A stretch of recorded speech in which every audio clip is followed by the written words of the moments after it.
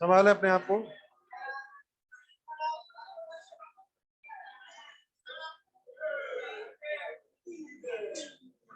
चले बहुत ही बढ़िया, शुरू करते हैं। बस बस समझ गए।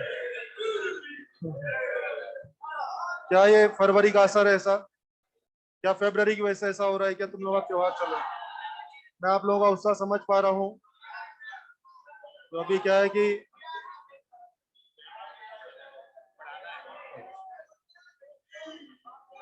बस बस क्लास शुरू प्लीज।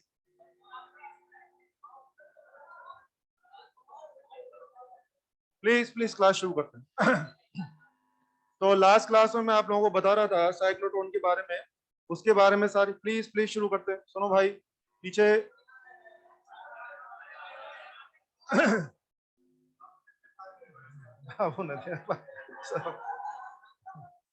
हाँ सुने, हम लोग को इंस्ट्रूमेंट पढ़ रहे थे। इंस्ट्रूमेंट में मैं 3 इंस्ट्रूमेंट पढ़ा चुका हूँ, 2 गैलोमीटर हो चुके हैं और एक साइक्लोट्रॉन भी हो चुका है, और एक इंस्ट्रूमेंट बचा हुआ है मैग्नेटोमीटर। मैग्नेटोमीटर बचा हुआ है ना।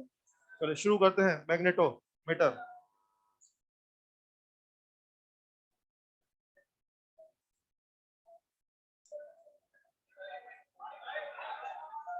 जो मैग्नेटोमीटर है बेसिकली ये 2 प्रकार का होता है। एक होता है डिफ्लेक्शन मैग्नेटोमीटर, डिफ्लेक्शन मैग्नेटोमीटर, और एक रहेगा वाइब्रेशन मैग्नेटोमीटर। जिस तरह गैलोमीटर कई प्रकार के होते हैं ना, वैसे मैग्नेटोमीटर जो डिवाइस है ये भी 2 तरह का रहेगा। एक का नाम है डिफ्लेक्शन मैग्नेटोमीटर और दूसरे का नाम है वाइब्रेशन मैग्नेटोमीटर। ये 2 तरह के डिवाइस हमारे पास है। और आप लोगों को तो बहुत मजा होने वाला है। आपके तो एक ही सिलेबस में, दैट इज वाइब्रेशन मैग्नेटोमीटर। मैं आपसे सिर्फ इसकी बात करूंगा। इंजीनियरिंग की क्लास में मैं दोनों पढ़ाता हूँ, उनके सिलेबस में दोनों है। आपके यहाँ तो काम भी आधा हो गया, आपके यहाँ सिर्फ वाइब्रेशन मैग्नेटोमीटर पढ़ना। स्टार्ट करते हैं। ये जो वाइब्रेशन गैलोमीटर है, मैग्नेटोमीटर है, इसका एक और भी नाम है वाइब्रेशन या oscillation.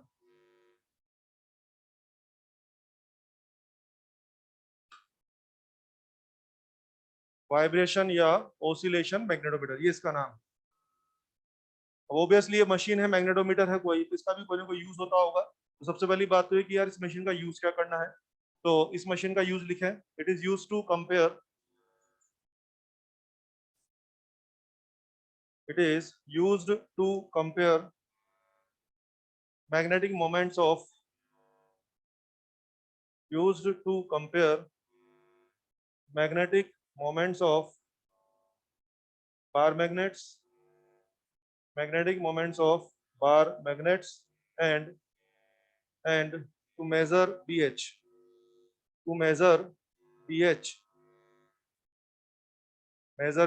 at any location of earth।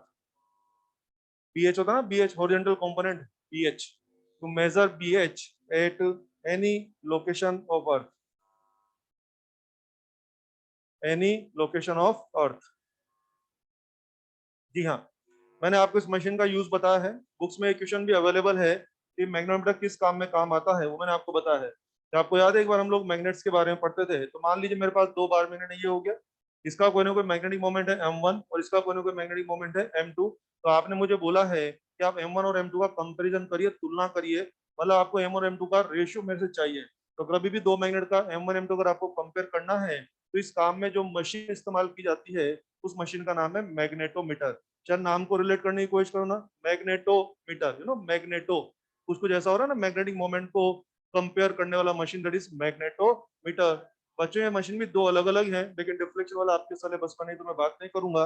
हमें पढ़ना है वाइब्रेशन मैग्नेटोमीटर के बारे में। पहले इसका थीम बताता हूँ, सुने और समझें। आपको याद होगा एक बार हमने इस फॉर्मूला पे बहुत चर्चा की थी। याद आ गया? यस। आपको याद है जब जब मैग्नेट कहीं पर भी वाइब्रेशन करता है, ऑसिलेशन करता है, एसएचएम करता है या डांस करता है, तो आई थिंक हम इस फॉर्मूला को रिकॉल करते हैं। याद है ना, ऐसा मैं बोलता था। इस फॉर्मूला को आपने यूज भी किया है, कई बार यूज किया है। तो ध्यान दें, इसी फॉर्मूला की मदद से काम होगा। और कैसे काम होगा पहले मैं समझाता हूँ। ये देखिए 2 बार मिनट आपने मुझे दे दिए हैं। एक का मोमेंट m1 है, एक का मोमेंट m2 है, और आपने मुझसे बोला है कि आप m1 m2 का रेशियो लाइए। तो मैं इस फॉर्मूला की मदद से रेशियो ला सकता हूँ। और पता है मुझे तो कोई मशीन की जरूरत भी नहीं है, मुझे तो इस मशीन की भी जरूरत नहीं है, कंपैरिजन करना तो मैं इसी जगह इसी रूम में कर सकता हूँ। कैसे, जरा सुने और समझें। मैं क्या करूंगा, पहला मैग्नेट लूंगा, उसको मैं यहाँ सस्पेंड कर दूंगा, लटकाने के बाद वो कहीं ना कहीं सेटल हो ही जाएगा। जब वो कहीं ना कहीं सेटल हो जाएगा, सेटल होने के बाद उसको हल्का सा हिला के छोड़ दूंगा, तो क्या वो डांस करना शुरू कर देगा। तो मैग्नेट यहाँ डांस करेगा, और जरा डांस करेगा तो मैं प्रैक्टिकली उसका टाइम पीरियड नोट कर लूंगा, प्रैक्टिकली उसका टाइम पीरियड में नोट कर लूंगा, ऐसे जैसे अपन लैब में रीडिंग लेते हैं ना, कुछ इस तरह से हो गया। तो पहले 12 मिनट का टाइम पीरियड मेरे हाथ में आ गया, पहले मैग्नेट को हटाया, उसी जगह पर एग्जैक्टली उसी जगह पर क्या किया, दूसरा मैग्नेट लटकाया, उसको भी सेटल कर दिया। सेटल करने के बाद उसको भी हल्का सा हिला के छोड़ दिया, तो वो भी डांस शुरू कर देगा। प्रैक्टिकली उसका भी मैं टाइम पीरियड नोट कर लूंगा। कहने का मतलब, दोनों मैग्नेट को बारी बारी से यहाँ लटकाइए, दोनों को डांस कराइए, और प्रैक्टिकली दोनों का टाइम पीरियड आप नोट कर लीजिए। तो आई थिंक मेरा T1 T2 मेरे हाथ में आ चुका है। यस, दोनों का time period T1 and T2 मेरे हाथ में आ चुका है एक बार। दोनों मैग्नेट मेरे पास हैं, तो आई थिंक मैं अपने लेवल पर दोनों का I1 I2 मैनेज कर सकता हूँ। आखिर आई होता क्या है, ml² / 12 रोड, ml²/12। अगर मैग्नेट मेरे पास है, उसका मास मेरे पास है, तो उसकी लेंथ भी मेरे पास है। या मास कर लूंगा, लेंथ कर लूंगा, मास और लेंथ कर लूंगा, तो क्या ml²/12 क्या I1 I2 मैनेज कर सकता हूँ। यस। तो देखो बच्चे, दोनों मैग्नेट का T1 T2 मेरे पास है, दोनों का I1 I2 में जुगाड़ लूंगा, और दोनों ने एक ही जगह डांस किया तो बी तो कट ही जाएगा। तो बोलिए, क्या M1 M2 का रेशियो आ जाएगा। यस, बिल्कुल इस तरह से हम लोग दोनों मैग्नेट को वाइब्रेट या ओसिलेट करा करा के यहाँ पर भी ये काम कर सकते हैं। तो अगर यहाँ पर ये काम हो जाएगा, तो फिर दिमाग में आता है, फिर आप मशीन की बात क्यों कर रहे हो। अब मैं उस पर आता हूँ। देखो ना, ये जो फॉर्मूला आप यूज कर रहे हैं, ये फॉर्मूला आइडियल एसटीएम का है, बिल्कुल प्योर एसटीएम का है। लेकिन आप जानते हैं, जब मैं मैग्नेट को यहाँ लटकाऊंगा तो ये प्योर एसटीएम नहीं कर पाएगा। आपने पढ़ा है ना एसटीएम, आप जानते हैं एसटीएम तो इन्फाइनाइट टाइम तक चलता है, और उसका, लेकिन आप जानते हैं ना, अगर मैं मैग्नेट को यहाँ लटकाऊंगा तो आई थिंक वो स्लो स्लो स्लो होते होते क्या रुक जाएगा। अरे तो यार, तुम फॉर्मूला तो ले रहे हो आइडियल एसटीएम का, और तुम्हारी जो चीजें हैं वो आइडियल एसटीएम नहीं कर रही हैं। ओबियसली आंसर तो आ जाएगा भाई, लेकिन मुझे लगता है आंसर में थोड़ा सा एरर रहेगा। समझ में आ रहा है, तुम्हारा जो मैग्नेट है वो एसटीएम नहीं कर पा रहा है, और तुम फॉर्मूला किसका ले रहे हो, एसएचएम का। यानी आंसर M1 M2 का आंसर प्योर आएगा कि इम्प्योर आएगा, इम्प्योर आएगा। ये हमारी प्रॉब्लम हो गई। अब इस प्रॉब्लम को सॉर्ट आउट करने का तरीका क्या है। आई थिंक हमें इस बात पे फोकस करना चाहिए कि यहाँ पर मेरे मैग्नेट को एसटीएम क्यों नहीं हो पा रहा है। आई थिंक यहाँ पे बहुत सारे डिस्टर्बिंग एलिमेंट है, जो ना हवा में डस्ट पार्टिकल है, ठीक है, एयर प्रेशर, अचानक जैसे मान लो तेज हवा आ गई, जैसे किसी ने पंखा ऑन कर दिया, तो आई थिंक यहाँ पर मेरे मैग्नेट के एसटीएम को डिस्टर्ब करने वाले बहुत सारे फैक्टर्स हैं। अगर आप चाहते हैं कि आपका मैग्नेट प्योर एसटीएम करे या बेटर एसटीएम करे, तो जो भी डिस्टर्बिंग एलिमेंट है उनको रिमूव किया जाए। यस, इसीलिए तय कीजिए, बोले इस मैग्नेट को, सत्यनारायण को कहाँ डांस कराएं, खुला में कि कांच का डब्बा में। कांच का डब्बा में डांस कराएंगे, देखने में भी अच्छा लगेगा। बोले हाँ यार, कांच का डब्बा में डांस हो रहा है, बिल्कुल सही बात है। तो फाइनल कीजिए, अगर मैं मैग्नेट को खुला में डांस कराऊंगा तो डिस्टर्बिंग एलिमेंट बहुत सारे रहेंगे, ये प्योर एसटीएम नहीं कर पाएगा। मैं कांच का डब्बा में डांस कराऊंगा तो वहां भी प्योर एसटीएम तो नहीं कर पाएगा, क्या बेटर एसटीएम तो कर पाएगा। आइडियल कंडीशन तो वहां भी नहीं आ पाएगी, लेकिन बेटर परफॉर्मेंस वहां पे आ पाएगी। इसीलिए हमने तय किया है कि मैग्नेट को खुला में डांस कराने की वजह कहाँ कराना है, कांच का डब्बा में डांस कराना है। दैट कांच का डब्बा इज कॉल्ड वाइब्रेशन मैग्नेटोमीटर। तो यूं समझिए, ये जो मैग्नेटोमीटर है इसके अंदर कुछ स्क्रू सेटिंग भी होती है, वो स्क्रू सेटिंग आपके काम की नहीं है, वो सब छोड़ दो। आपको ये समझना है कि इस मशीन के अंदर एक ग्लास चेंबर होता है। हम दोनों मैग्नेट्स को बारी बारी से डांस कराते हैं, डांस करा के दोनों का बारी बारी से टाइम पीरियड नोट कर लेते हैं, और इस फॉर्मूला की मदद से M1 M2 का रेशियो लाते हैं। क्या मामला समझ में आया है। मामला समझ में आ गया तो आपके लेवल पे इतना ही याद करना है, कांच का चेंबर में डांस करा, और नाम देखो, नाम कैसे काम हो रहा है, वाइब्रेशन या ओसिलेशन करा करा के काम कर रहे हो ना, क्या एग्जैक्टली वही हो रहा है। यस, बस कांच का डब्बा में डांस कराइए, टाइम पीरियड नोट करिए, और आंसर आ जाएगा। कांच का डब्बा कॉन्सेप्ट समझ में आना आप लोगों को। यूं समझो, देसी बोलता हूँ, जैसे अपन लोग मार्केट में जाते हैं, मार्केट में आपने देखा होगा दुकानों पे वेइंग मशीन होती ना, वजन करने का मशीन, कांटा, इलेक्ट्रॉनिक कांटा होता है ना, वेइंग मशीन होता है। तो वेइंग मशीन आप देखते हैं सामान्य दुकानों पे वेइंग मशीन ओपन में रखा होता है, तो इनको रफ वजन करना होता है। वही वेइंग मशीन ज्वेलरी की शॉप पे क्या कांच का डब्बा में रखा होता है। क्यों रखा होता है, कोई डेकोरेशन करने के लिए रखा है क्या। आई थिंक प्रिसीजन के लिए रखा हुआ है ना। वही बात है, जैसे मान लीजिए आप 1 kg आलू खरीद रहे हैं, 1 kg आलू आप खरीद रहे हैं, तो ऑब्वियसली मान लो ओपन में वो मेजर कर रहा है, तो 1 kg आलू में 10-20 ग्राम आलू कम या ज्यादा आने से कोई फर्क नहीं पड़ेगा। समझ रहे कि नहीं। 1 kg आलू में 10-50 ग्राम आलू कम आ जाए या ज्यादा भी आ जाए, तो भी असर की बेहसर बेहसर, तो उसमें कोई फर्क नहीं पड़ेगा। मान लो ज्वेलरी शॉप है, 50 ग्राम का ज्वेलरी अचानक 55 ग्राम हो जाए, तो ये समझते हैं क्या, समझते हैं क्या, तो बहुत सारा लफड़ा हो जाएगा। तो वहां पर कैसे वजन करना है, रफली की प्रिसाइजली, सामान्य दुकानों पे रफली वजन करना होता है, जबकि ज्वेलरी की शॉप पर बहुत प्रिसीजन के साथ वजन करना होता है ताकि एक्यूरेसी रहे, ताकि गड़बड़ ना हो पाए। इसीलिए वहां पर वजन किसमें करते हैं, खुला में ही, कांच का डब्बा। दैट्स इट, तो लिखना चाहिए। It is a glass chamber, नहीं अंग्रेजी में लिखो, कांच का डब्बा देसी था। It is a glass chamber, it has a glass chamber in which magnets are vibrated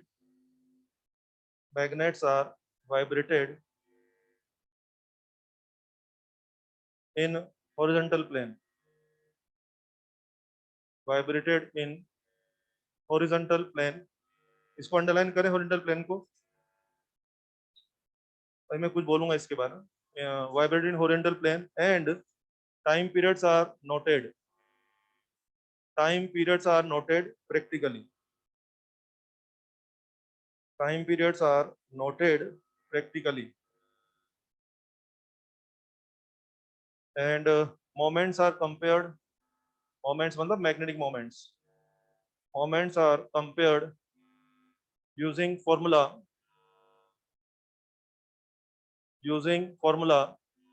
this one, ये फॉर्मूला छाप दो, यूजिंग फॉर्मूला ये वाला, ये फॉर्मूला छाप दें।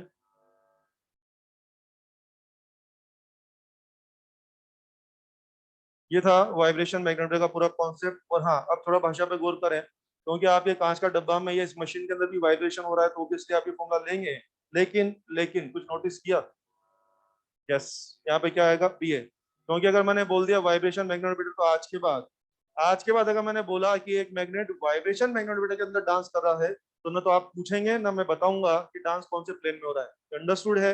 इस मशीन में काम सिर्फ और सिर्फ किस में होता है, हॉरिजॉन्टल प्लेन में। इसीलिए इस मशीन का नाम आने के बाद सिर्फ क्या इस्तेमाल होगा, पीएच। तो मैं याद है कल या परसों मैंने एक सवाल किया था, उसमें बोल रहा था कि कभी बी वर्टिकल आता था, कभी बी अर्थ आता था, लिखा होगा ना मैंने, याद है? बी अर्थ, कभी बी वर्टिकल, कभी बी एच आता था। यस, तो अगर खुले में डांस हो रहा है तो वहां तो मैं बताऊंगा कि कौन से प्लेन में डांस हो रहा है, तो अकॉर्डिंगली आप बी अर्थ या बी वर्टिकल या बी एच ले लेना। लेकिन अगर मैंने कहा magnet is vibrating in vibration magnet, तो फिर ना कुछ कहना है ना कुछ पूछना है, वहां पे सिर्फ क्या आ जाएगा, बी एच है। इसलिए मैंने आपको अंडरलाइन कराया है, इसमें हमेशा हॉरिजॉन्टल प्लेन में ही डांस कराया जाता है। चल, ये हो जाएगा फॉर्मूला। अब हमें इसके बारे में क्वेश्चन प्रैक्टिस करनी है, वो शुरू करते हैं। एम्स का क्वेश्चन ले रहा हूँ, एक बहुत अच्छा क्वेश्चन है, लिखें।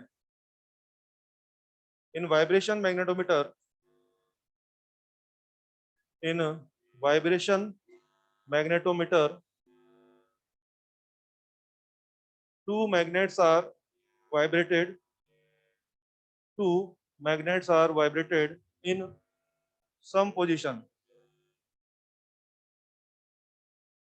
vibrated in some का मतलब जोड़, जोड़ पोजीशन, SUM। जी हाँ, सम होता है ना जोड़ पोजीशन, सम पोजीशन, t बराबर 3 second, time period 3 second, 3 second, full stop. In difference position, in difference position t बराबर 5 सेकंड, t बराबर 5 सेकंड, 5 सेकंड, ठीक। फाइंड m1 बटे m2,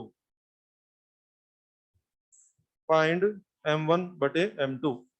आइए मेरी हेल्प करें आप लोग। एक बार आपको याद है जब मैं मैग्नेट से कॉम्बिनेशन आपको पढ़ा रहा था, तो मैंने बोला था दो सतह जब सम पोजीशन में, याद है, m1 प्लस m2, दो सतह डिफरेंस पोजीशन में, याद है, m1 माइनस m2, कुछ याद है आप लोगों को, ऐसा पढ़ा था मैंने? यस, आ जाओ। चलो पहले इस मशीन में बात करें। आई थिंक एक बार तो किसने डांस किया, m1 प्लस m2 ने, सम पोजीशन, कितना टाइम लगा था, 3 सेकंड। अगली बार किसने डांस किया, difference position, m1 minus m2, इस बार कितना टाइम लगा, 5 सेकंड। ये सब देकर के क्या मांगा जा रहा है, m1 बाय m2 मांगा जा रहा है। यस, मुझे बताइए ये क्या चल रहा है, डांस चल रहा है ना, सोलो डांस की ग्रुप डांस? हाँ हाँ हाँ, दोनों, हाँ ग्रुप डांस चल रहा है भाई सर, सोलो डांस नहीं है, ग्रुप डांस। ये बात है, एक बार दोनों सत्यनारायण क्या कर रहे हैं, सपोर्टिंग मोड में डांस कर रहे हैं, और एक बार दोनों सत्यनारायण क्या अपोजिंग मोड में डांस कर रहे हैं। लेकिन जो भी है, सोलो डांस की ग्रुप डांस, ग्रुप डांस। और आप जानते हैं जब जब डांस होगा, चाहे वो ग्रुप डांस हो चाहे सोलो डांस हो, क्या इस फॉर्मूला को बुलाते हैं? यस, बुलाओ इस फॉर्मूला को, बात करते हैं। फॉर्मूला इज, डांस का नाम आती है फॉर्मूला I/M। बी की जगह क्या लू यार? नहीं, मैंने तो बताया नहीं, आपको कैसे पता लगा? मैंने थोड़ी लिखा है कौन से प्लेन में हो रहा है। हाँ, मशीन का नाम आ गया ना तो उसके बाद ना पूछना है ना सुनना है, मशीन का नाम आ गया तो फिर इसी में डांस होगा। अब मुझे बताएं, यस दोनों ही केस में आई थिंक बीएस तो सेम है, दोनों ही केस में आई भी सेम है और 2 पाई भी सेम है, क्या 1/√n? मैं आपको एक बात बोलना चाहूंगा कि तुम्हारे दो मैग्नेट्स यूं रखे हैं कि यूं रखे हैं, बोलो मोमेंट ऑफ इनर्शिया को तुम्हारी पोलरिटी से मतलब है या नहीं है? नहीं है। आई थिंक इसका जो मोमेंट ऑफ इनर्शिया होगा, क्या वो इसका मोमेंट ऑफ इनर्शिया होगा? मैं एक फोटो बनाऊं क्या इनका? देखो सम पोजिशन क्या हो गया बेटे, और डिफरेंस पोजिशन क्या हो गया, हुआ कि नहीं पता लग रहा है? तो आई थिंक इस चीज का जो मोमेंट ऑफ इनर्शिया होगा बेटे, क्या वही इसका भी होगा? यस। मुझे पता है यहाँ आपकी पोलरिटीज उल्टी हो गई है, लेकिन मोमेंट ऑफ इनर्शिया को तुम्हारी पोलरिटीज में कोई इंटरेस्ट नहीं है। मैंने आई भी काट दिया, लॉजिक तैयार है, आओ कहानी जमा दें फिर अपन। बोलिए क्या होगा? 3/5 बराबर √m1 - m2 upon m1 + m2। Solve करके आंसर लाइए। 17/8 चेक करें, चेक करें, एग्जाम में था 17/8, कंफर्म करें, जैसे भी मैनेज करना है करिए। मैंने वहां तक जमा दिया, छतरी हटाने के लिए उधर 9/25 कर दो, 3/5 कीजिए क्या हो जाएगा? 9/25, हिसाब करिए। 17/8 कितने बच्चों का आ चुका है? 17/8, वेरी गुड, बिल्कुल आसान है। अब ये तो आया आंसर, मुझे इसमें कुछ खास बात भी करनी है आपसे।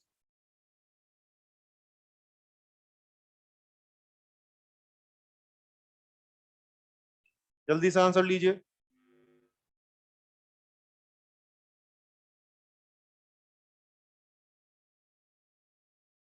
सिंपल है, कर सकते हैं। अब सुने, ठीक है, मैंने पूछा आंसर लाइए, आपने सारा काम किया, बिल्कुल सही है, आंसर आ गया 17/8। ध्यान दीजिए, एम्स में आया हुआ क्वेश्चन है पुराने जमाने में, चार ऑप्शन इस तरह से थे। पहला ऑप्शन था 17/8, दूसरा था 8/17, तीसरा था बोथ पॉसिबल, चौथा none of this. Answer both possible, बहुत पॉसिबल। कारण सुनिए, कारण सुनिए। आई थिंक अभी आपने सारा काम कर लिया ना, ओके, बहुत अच्छी बात है। एक बार बताओ, सम के नाम पे तो m1 + m2 होता है, डिफरेंस के नाम पर m2 - m1 भी तो हो सकता है ना? डिफरेंस के नाम पे आपने क्या लिया? m1 - m2, लेकिन m2 - m1 की संभावना तो बनती है ना। मैंने आपको थोड़ी बताया था कि m1 बढ़ा है कि m2 बढ़ा है। बोलो बोलो, सवाल में आया क्या? कहीं पे नहीं आया। भाई साहब अगर सवाल में नहीं आया तो डिफरेंस तो m1 - m2 भी होता है, लेकिन डिफरेंस तो m2 - m1 भी होता है। दोबारा सवाल होने जा रहा है 3/5, और इस बार m1 + m2, और ये हो जाएगा आपका m2 - m1। बच्चे इसको दोबारा सोल्व करके देखें। इस बार m1 m2 का आंसर आ रहा है 8/17। यही सवाल की खास बात थी मेरी नजर में, मैंने जानबूझ के एग्जाम्पल के फॉर्म में यही सवाल क्यों उठाया है, ताकि मैं आपको मैसेज बोल सकूं। सवाल तो बहुत सारे होते हैं ना, मैंने एम्स वाला ये सवाल जानबूझ के उठाया है ताकि मैं ये मैसेज भी आपको बोल सकूं जो मैं इस सवाल के थ्रू ला रहा हूँ। आराम से सोल्व करके देख लो, इस बार 8/17 आएगा। आ रहा बेटे, आ रहा तेरा? भाई आंसर आ रहा है तेरा? बना बना, जल्दी बना। सिर्फ मेरे कहने से मत चलो ना, बना के देखो। एग्जाम में भी आपको बनाना ही पड़ेगा, कोशिश करिए।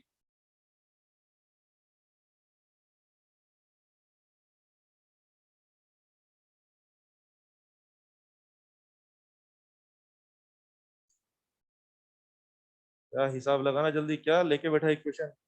अरे तुम लोग का हाथ बहुत तंग चलता है मैथ्स में यार, थोड़ा एकदम ऐसा शट शट लगा दो हिसाब, एकदम सोचते रहते एकदम। कितना है? 17/8 की 8/17? पहले में आंसर था 17/8, दूसरे में 8/17, इसीलिए मैं बोल रहा हूँ कि ध्यान दीजिए। अपने एग्जाम एम्स में बेटे ऑप्शन इस तरह से थे, एक था 17/8, दूसरा था 8/17, तीसरा था बोथ पॉसिबल,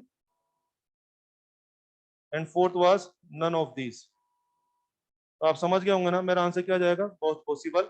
और आप ये भी समझ गए होंगे कि हमसे इस सवाल में क्या गलती हो सकती थी, क्योंकि देखो ना, अपन अपनी रूटीन में ये होता है, अपन m1 - m2 लिखते हैं ना, तो पहला आंसर 17/8 आएगा, पहला आंसर 17/8 दिखाया हुआ है, हम लोग गलती कर सकते हैं, तो आपको अलर्ट रहने की आवश्यकता है, दोनों संभव है। ये तो उन्होंने पूछा, अब मैं इस क्वेश्चन में थोड़ा ट्विस्ट मार रहा हूँ और आप मुझे जवाब देंगे, ठीक है? अगर मैं इस सवाल में लिख देता इफ m1, सब कुछ वही है, बस मैं लिख देता m1 more than m2, अब बोलिए आंसर। बहुत पॉसिबल है केवल 17/8? अब मैंने बाउंड कर दिया है, अब आपको डिफरेंस के नाम पे सिर्फ m1 - m2 ही लेना पड़ेगा। अब सिर्फ क्या चॉइस है? 17/8। अगर मैं लिख के देता m1 < m2, आंसर 8/17। और जैसा कि आप कह रहे हैं इफ नॉट मेंशन्ड, मैंने मेंशन नहीं किया, नॉट मेंशन्ड, तो मुझे कहना है बोथ पॉसिबल। ये मेरा आंसर है। मैंने फाइनल बात को इस तरह से कंक्लूड कर दिया है।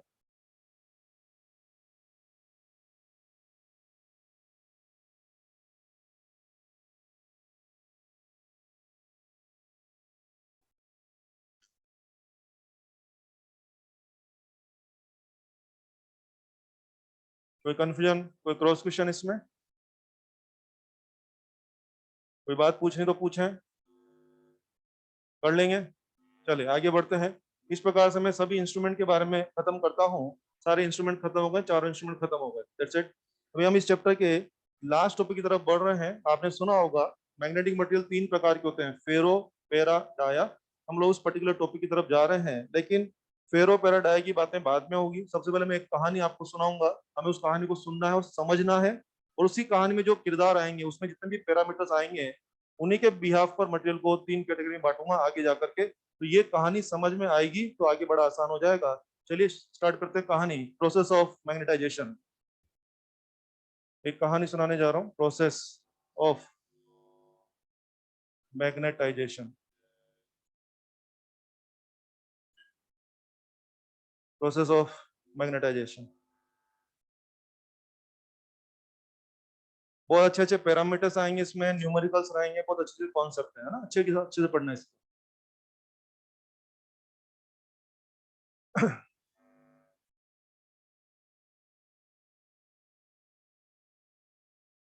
सुनिए। आपको याद है अपन जब इलेक्ट्रोस्टेट्स पढ़ते थे, वहां पे इंडक्शन फिनोमेना आता था, इंडक्शन। बच्चे, जैसे इलेक्ट्रोस्टेट्स में इंडक्शन होता था ना, मैग्नेटिज्म के अंदर भी इंडक्शन होता है। यहाँ पर भी इंडक्शन नाम का फिनोमेना होता है। तो इंडक्शन फिनोमेना से मैं किसी साधारण मटेरियल को मैग्नेट में कन्वर्ट कर सकता हूँ। मैं उसी कहानी को सुनाने जा रहा हूँ। क्या मतलब, सुनिए। ये मान लीजिए कोई साधारण मटेरियल की रोड है, ये मैग्नेट नहीं है। ये कोई कॉपर की रोड है, कोई सिल्वर की, कोई जिंक की, कोई मटेरियल की रोड होगी, साधारण मटेरियल है, मैग्नेट नहीं है ये मैग्नेट नहीं है। ऑर्डिनरी मटेरियल की रोड आपने मेरे को दिया, और आपने मेरे से पूछा कि भाई इसको तू मैग्नेट बना दे। अच्छा, साधारण मटेरियल की रोड को आप चाहते हो मैं मैग्नेट बना दूं? बिल्कुल मैं बना सकता हूं। ऐसा करने का तरीका होता है कि जो मैग्नेट, जो रोड आप मुझे दे रहे हैं, अगर उसको मैग्नेट बनाना है तो उसके लिए मुझे क्या करना पड़ेगा, इस रोड के ऊपर एक मैग्नेटिक फील्ड में अप्लाई करूंगा। यस, इस रोड के ऊपर क्या करूंगा, एक मैग्नेटिक फील्ड अप्लाई करूंगा। और जो मैग्नेटिक फील्ड मैं इसके ऊपर अप्लाई करूंगा, वो धीरे धीरे धीरे इसको मोटिवेट कर करके, इसको इंड्यूस कर करके साधारण रोड को भी धीरे धीरे धीरे मैग्नेट में कन्वर्ट कर देगा। कि क्या कहानी चल रही है, एक साधारण रोड को मैग्नेट बनाने की कोशिश चल रही है, साधारण रोड को मैग्नेट बनाने की। अच्छा अच्छा, इस साधारण रोड को मैग्नेटाइज करने की कोशिश हो रही है, इस साधारण रोड को मैग्नेटाइज करने की कोशिश हो रही है। इसलिए इस कहानी का नाम है process of magnetization. You know, process of magnetization is not hypnotization. मतलब मेरी आंखों में देखिए, हाँ समझ रहे हैं, this not hypnotization, this is process of magnetization. ठीक है, आप लोग ज्यादा समझ रहे होंगे आजकल हिप्नोटाइजेशन वगैरह, मौसम चल रहा है, बोले कि मेरी आंखों में देखिए। हाँ सही बात है, बहुत तो हाँ, सम्मोहित करना, वेरी गुड। देखा भाई सब समझ रहा है, देखा बहुत भाई समझता है, बोले कि मेरी आंखों में देखिए। हाँ, मेरी आंखों में देखिए इधर। ठीक है, चार बात करना चाहूंगा। प्रोसेस ऑफ मैग्नेटाइजेशन में चार बात करना चाहेंगे। सबसे पहली बात, मैग्नेटाइजिंग फील्ड। मैग्नेटाइजिंग फील्ड, इसको मैं लिख रहा हूं एच। लिखे, चार बात करूंगा। It is applied magnetic field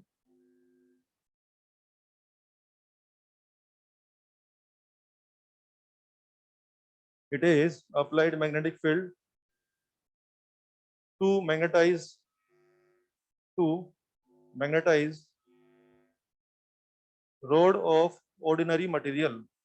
road होती है ना, bar rod, rod of ordinary material.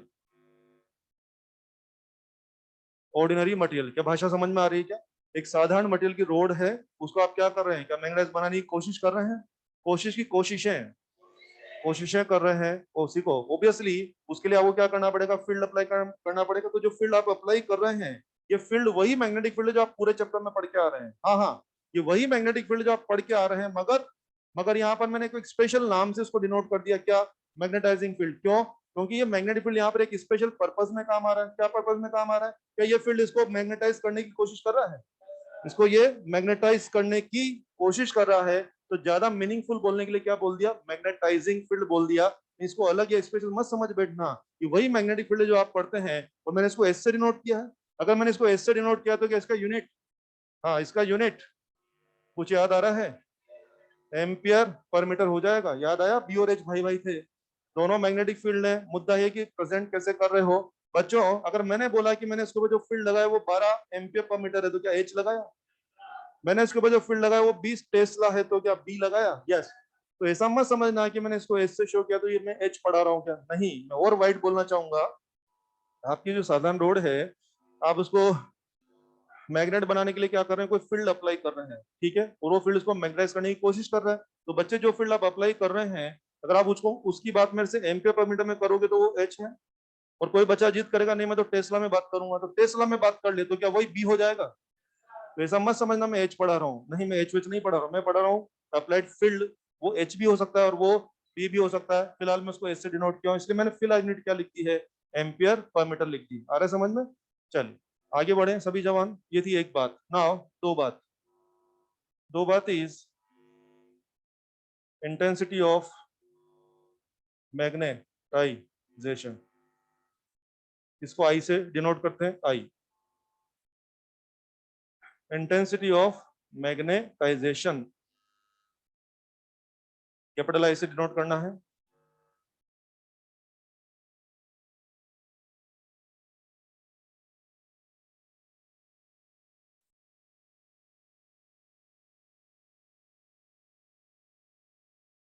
ठीक है, ओके। इसमें लिखें क्या होता है? It is induced magnetic moment. It is induced magnetic moment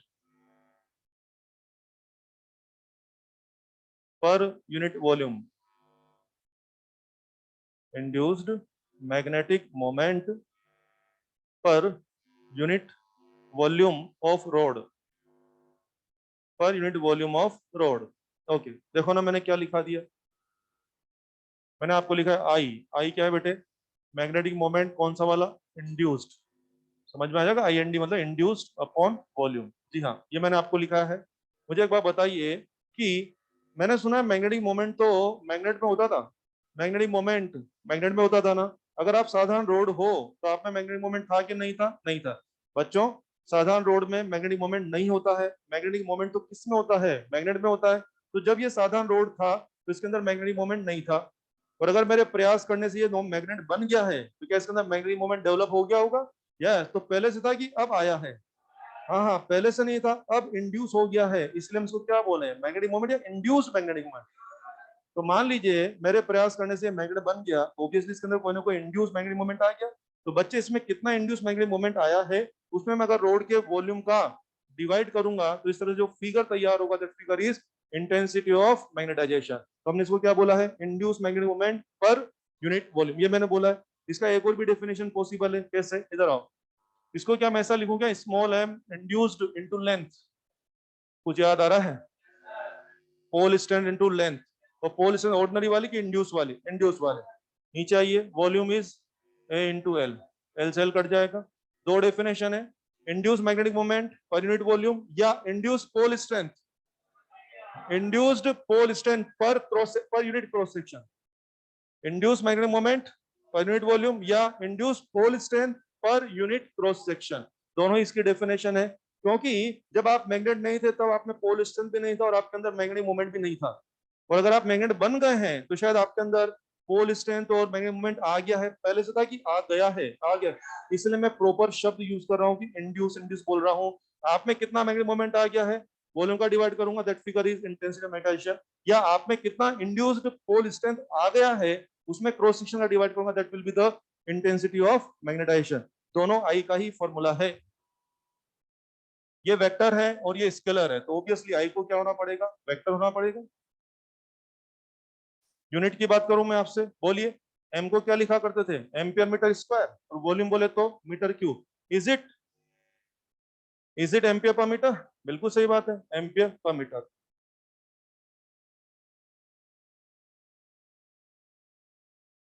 ampere per metre.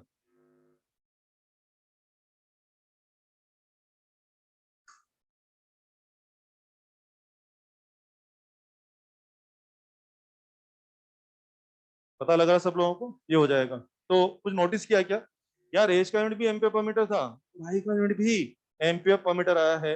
मैं और बोलना चाहूंगा, ये मैंने आई के बारे में वो बताया जो बुक्स में लिखा हुआ है, लेकिन मैं चाहूंगा आई का जो एक्चुअल फील है वो आपके दिमाग में होना चाहिए। बुकिश लैंग्वेज हो चुका है, अब आते हैं एक्चुअल फील पे। एक्चुअल फील क्या, बोले आई वास्तव में है क्या। यार एक बात बताओ, अपन दुनिया में कोई भी काम करते हैं तो हमें जानने की इच्छा होती है ना कि जो हमने काम किया था वो कितना अच्छा हुआ है, या वो एवरेज हुआ है, या हुआ भी है कि नहीं हुआ है। सही बात है कि नहीं। अपन कोई काम करते हैं कुछ भी, जैसे मान लो आप लोग पढ़ाई करते हो, तो हम लोग चेक करते हैं ना कि बच्चे कितना सीख रहे हैं, कितना नहीं सीख रहे हैं, अच्छा सीख रहे हैं कम, तो टेस्ट करते हैं हम लोग को। सही बात है कि नहीं।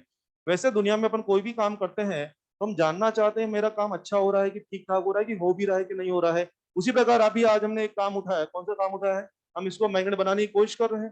तो फिर मेरे को जानने का अधिकार है कि मेरी कोशिश के बाद ये अच्छा मैग्नेट बना है कि नहीं बना है, एवरेज मैग्नेट बना है या मैग्नेट बना कि नहीं बना, मुझे जानना है। उस बात को न्यूमेरिकली दिखाने के लिए साइंटिस्ट लोगों ने क्या बना लिया, इंटेंसिटी ऑफ मैग्नेटाइजेशन। शब्द पकड़ो, शब्द इंटेंसिटी ऑफ मैग्नेटाइजेशन। अगर मेरी कोशिशों के बाद ये अच्छा मैग्नेट बना है, इसका मतलब इसका आई ज्यादा है।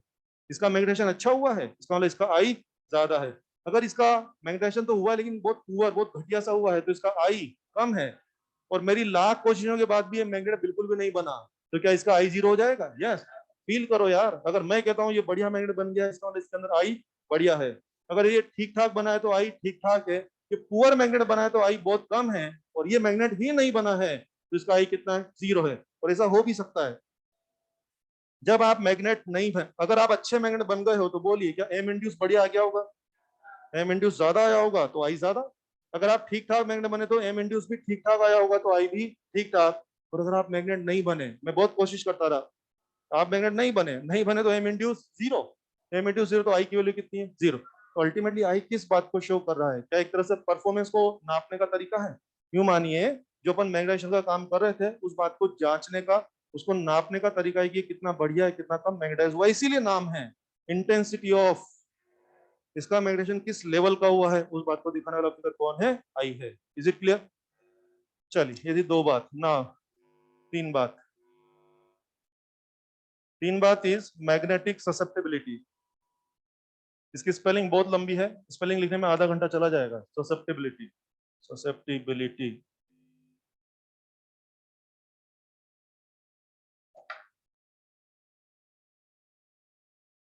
और इसका सिंबल जो है ना कैपिटल एक्स जैसा रहेगा। मैग्नेटिक ससेप्टेबिलिटी सिंबल रहेगा कैपिटल एक्स जैसा। एक्स नहीं है, इसको हम पढ़ेंगे काई। अब इसको अलग अलग पढ़ते हैं, कोई काई पढ़ता है, कोई जाई पढ़ता है, कोई ताई पढ़ता है, कोई फर्क नहीं पड़ता है। हम लोग क्या पढ़ेंगे, काई पढ़ेंगे इसको, ठीक है। Magnetic susceptibility. नहीं, हम बिहार की बात नहीं कर रहे हैं, हम इधर की बात कर रहे हैं, ठीक है। ठीक है सुने, इसको क्या पढ़ने वाले हैं, काई पढ़ने वाले हैं, मैग्नेटिक ससेप्टेबिलिटी पढ़ने वाले हैं। ध्यान दें, ध्यान दें, सुने। इसका एक्चुअल मीनिंग आपको सीखना पड़ेगा कि ये वास्तव में क्या है। मुझे बताइए, आजकल शायद आपको मैग्नेट बनाने का प्रोसेस आ गया है, क्या करना पड़ता है, किसी मटेरियल को मैग्नेट बनाना तो क्या करना पड़ता है, तो ऐसे से करना पड़ता है। यस, तो धीरे धीरे वो मैग्नेट बन जाएगा, यही सिखा रहा हूँ मैं आप लोगों को। तो लोगों को लगता है हाँ मैं मैग्नेट बनाना आ गया। दुनिया के हर मटेरियल को हम मैग्नेट नहीं बना सकते हैं, ठीक है, हमें प्रोसेस जरूर आता है, लेकिन भाई उस मटेरियल के अंदर खुद के अंदर भी मैग्नेट बनने की योग्यता, मैग्नेट बनने की क्षमता, मैग्नेट बनने की टेंडेंसी होनी चाहिए। जिस मटेरियल में मैग्नेट बनने की टेंडेंसी जितनी अच्छी होगी वो उतना बढ़िया मैग्नेट बनेगा। जिस मटेरियल के अंदर मैग्नेट बनने की इच्छा ही नहीं है, टेंडेंसी नहीं है, मैं कितना भी उस पर फील्ड लगाता रहूं वो मैग्नेट नहीं बनेगा। तो बेसिकली जो फिगर पाई है ये इस बात को डिनोट करता है कि दुनिया में किस मटेरियल में मैग्नेट बनने की इच्छा कितनी कम या ज्यादा है। अगर जिसका काई ज्यादा वो बेटा मैग्नेट बनेगा, जिसका काई कम वो कम मैग्नेट बनेगा। फॉर एग्जाम्पल, मैं आपसे बोलता हूँ मेरे पास बहुत सारे मटेरियल हैं और मुझे मैग्नेट बनाना है, मुझे गाइड करें कौन सा मटेरियल लूं। एक का काई 5, एक का काई 10, 10 और 50, 50 और 500। काई जितना ज्यादा होगा आपके अंदर मैग्नेट बनने की टेंडेंसी उतनी ज्यादा है, यानी आप उतना बेटा मैग्नेट बनेंगे। तो अगर इसका फिजिकल सिग्निफिकेंस देखेंगे तो लिख लें, it is tendency, it is tendency of material, tendency of material to be magnet, tendency of material to be magnet, magnet बनने की टेंडेंसी। आ जाएगा कि समझ में। समझ में आ जाएगा। टेंडेंसी ऑफ मटेरियल, काई की tendency to be magnet, magnet बनने की योग्यता, मैग्नेट बनने की इच्छा को शो करता है। इसका मतलब क्या रहा, अगर मुझे कभी मैग्नेट बनाना है तो मुझे दुनिया का वो मटेरियल मैग्नेट बनाने के लिए यूज करना चाहिए जिसका काई का वैल्यू कम से कम की ज्यादा से ज्यादा, क्योंकि मैं समझ गया काई जितना ज्यादा होगा उस मटेरियल के अंदर मैग्नेट बनने की योग्यता, इच्छा, टेंडेंसी उतनी ज्यादा है, और जिसके अंदर खुद के अंदर भी मैग्नेट बनने की इच्छा रहेगी तो ऑब्वियसली वो बेटर मैग्नेट बन के बताएगा, वो हो जाएगा। ये हो गया काई के बारे में बेसिक।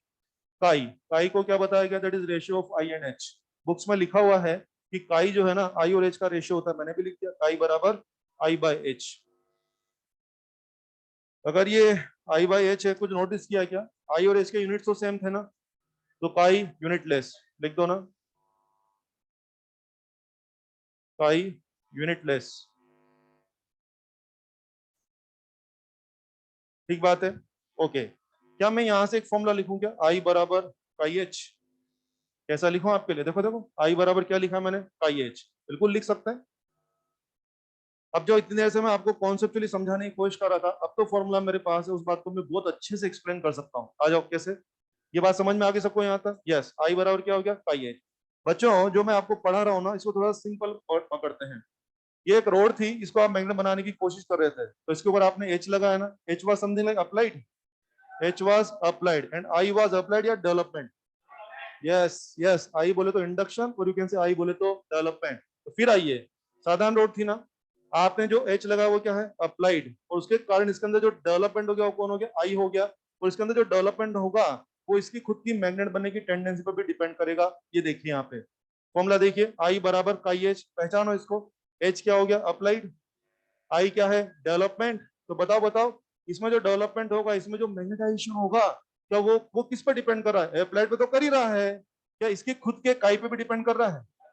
इस मटेरियल का काई कम है तो ऑब्वियसली डेवलपमेंट कम होगा, इस मटेरियल का काई ज्यादा है तो ऑब्वियसली डेवलपमेंट ज्यादा होगा। वही बात हो गई है, मुझे लगता है डेवलपमेंट दोनों फैक्टर पर डिपेंड करेगा, एक तो खुद उस मटेरियल के अंदर भी मैग्नेट बनने की योग्यता होनी चाहिए, और दूसरा अप्लाइड फील्ड भी अच्छा होना चाहिए। अगर दोनों फैक्टर बढ़िया होंगे तो ऑब्वियसली डेवलपमेंट अच्छा होगा, ऐसा मुझे समझ में आ रहा है। अगर दोनों में से एक फैक्टर अच्छा हो गया और एक फैक्टर पुअर हुआ तो डेवलपमेंट अच्छा होगा कि घटिया होगा, घटिया होगा। लेकिन अगर आप चाहते हो बढ़िया डेवलपमेंट हो, बढ़िया मैग्नेटाइजेशन हो, तो उसका क्या तरीका है, दोनों फैक्टर अच्छे होने चाहिए, वही मैं आपको बोल रहा हूँ। यानी कि मैग्नेटिक ससेप्टिबिलिटी भी अच्छी होनी चाहिए और अप्लाइड फील्ड भी अच्छा होना चाहिए, तो ऑब्वियसली मैग्नेटाइजेशन अच्छा होगा, यानी कि डेवलपमेंट अच्छा होगा। इसको मैं अपने से भी रिलेट कर सकता हूँ ना, देसी बोल सकता हूँ। यूँ समझिए, अभी आप लोग ये चैप्टर के बारे में नहीं जानते, आपको नॉलेज नहीं है, और क्या मैं लगातार ये चैप्टर सिखाने की कोशिश कर रहा हूँ, मैं आप लोगों को लगातार ये चैप्टर सिखाने की कोशिश कर रहा हूँ। So I am something like H, I am something like applied, और अल्टीमेटली धीरे धीरे आपके दिमाग में इस चैप्टर की नॉलेज बनी जाएगी, बन जाती ना, धीरे धीरे पढ़ते पढ़ते नॉलेज बन जाएगा, ये था। तो आपके दिमागों में इस चैप्टर की जो नॉलेज बनेगी दैट इज एच या आई। वेरी गुड, बहुत अच्छा बोल रहे हैं आप। मैं बच्चे जो आपको सिखा रहा हूँ दैट इज एच, और धीरे धीरे आपके दिमाग में जो एक फ्रेम बन जाएगा, नॉलेज बन जाएगी, दैट विल बी आई। मुझे बताइए, आई जो है यानी आपके दिमाग में, सब जैसे क्लास में 100 बच्चे हैं अभी, क्या लगता है फाइनली सभी के दिमाग में बराबर नॉलेज बनेगी या कम ज्यादा, कम ज्यादा, बहुत अच्छा बोल रहे हैं। ऑब्वियसली कोई परफेक्ट सीखेगा, कोई 95% सीखेगा, कोई 90% सीखेगा, काय का फर्क है क्या, सीखने की टेंडेंसी, यहाँ मैग्नेट बनने की टेंडेंसी और तुम्हारे केस में सीखने की टेंडेंसी। इधर देखिए, सही बच्चों के दिमाग में आई अल्टीमेटली अलग अलग बनेगा, कारण सबके ऊपर एज तो सेम है ना, सबके ऊपर एज तो सेम है ना, मैं आप सभी लोगों को बराबर ही बोल रहा हूँ ना, ऐसा तो नहीं कि इसके कान में दो फॉर्मूला ज्यादा बोल दिए, बोले तो दो फॉर्मूला एक्स्ट्रा याद कर ले। आई थिंक सभी बच्चों पे एज तो सेम है ना, काय का फर्क है, एज का या काई का। सभी बच्चों की जो मेंटल एबिलिटी है वो अलग अलग होती है, सबका जो कंसंट्रेशन लेवल होता है, सबकी जो सीखने की टेंडेंसी होती है वो अलग अलग होती है। जो बच्चा की सीखने की टेंडेंसी बहुत अच्छी है, वो मेरी एक एक बात को बहुत ध्यान से पकड़ रहा होगा, तो अल्टीमेटली उसकी सीखने की टेंडेंसी बहुत अच्छी है, काई बहुत अच्छा है, तो अल्टीमेटली उसके अंदर नॉलेज बहुत अच्छी बनेगी। कोई बच्चा मेरी सारी बातें सुन रहा है लेकिन एक दो बात को लापरवाही में छोड़ रहा है, तो ऑब्वियसली नॉलेज तो उसके अंदर ही बनेगी लेकिन थोड़ी सी कम बनेगी। तो अल्टीमेटली सब बच्चों का सीखने का टेंडेंसी काई अलग अलग है, इसीलिए अल्टीमेटली सबके अंदर डेवलपमेंट भी क्या होगा, अलग अलग होगा। इसका मतलब बोलिए, बढ़िया नॉलेज डेवलप होने का क्या तरीका है, हाँ, बढ़िया नॉलेज होने का तरीका है कि सीखने वाला भी अच्छा होना चाहिए और सिखाने वाला भी अच्छा होना चाहिए, तब जाके नॉलेज बढ़िया होगी। हाँ, तभी फायदा है। अगर हरे साल भाई क्लास चल रही है, आप खुद देखो ना, उल्टा ले लो ना, सोचो, पता लगा कि मान लो मास्टर तो बहुत दमदार है, यानी कि अप्लाइड तो बहुत अच्छा है, मास्टर बहुत दमदार है, बहुत बढ़िया है, काई पुअर है, मतलब बच्चे सीखना ही नहीं चाह रहे हैं, सुनने की इच्छा नहीं है, बच्चे सुनते नहीं है। तो एज तो बहुत बढ़िया है, इन बच्चों में सीखने की टेंडेंसी नहीं, बोलिए नॉलेज बनेगा कि घटिया नॉलेज? उल्टा कर लो, काई बहुत अच्छा, मतलब बच्चे तो बहुत सीरियस हैं, बहुत अच्छा सुनते हैं, मास्टर फर्जी है, मान लो ऐसा बोल रहे हो। नहीं नहीं, मैं मेरे लिए नहीं बोल रहा हूँ, तुम्हारी स्थिति से। सुनो सुनो, काई, पता लगा काई तो बहुत अच्छा है, सुनो सुनो सुनो सुनो, काई तो बहुत अच्छा है, बच्चे बहुत अच्छा सुनते हैं, बहुत अच्छा सीखते हैं, पता लगा मास्टर अपनी बात ही एक्सप्लेन नहीं कर पा रहा, यानी काई तो अच्छा है लेकिन अप्लाइड कमजोर है। बोलिए नॉलेज बढ़िया बनेगी घटिया बनेगी? वो पता लगा बच्चे भी फर्जी मास्टर भी फर्जी, फिर तो बस मजे ही मजे हैं, फिर तो उसके उससे बढ़िया तो कुछ हो ही नहीं सकता। नहीं, मैं तो बच्चे भी फर्जी और मास्टर भी फर्जी, बोले बस मजे आ रहे हैं, ठीक है ना? नहीं, फिर तो आई थिंक हाँ नॉलेज बनेगा कि बर्बाद हो जाएंगे। आई थिंक बढ़िया नॉलेज का तरीका क्या है, बच्चे भी अच्छे हों, मास्टर भी अच्छा हो, सीखने वाले भी अच्छे हों, सिखाने वाला भी अच्छा हो, क्या जोरदार नॉलेज बढ़िया बनेगी? यस, डेवलपमेंट बढ़िया होने के दोनों फैक्टर बढ़िया होने चाहिए। Is it clear? तीन बात नाउ, चार बात,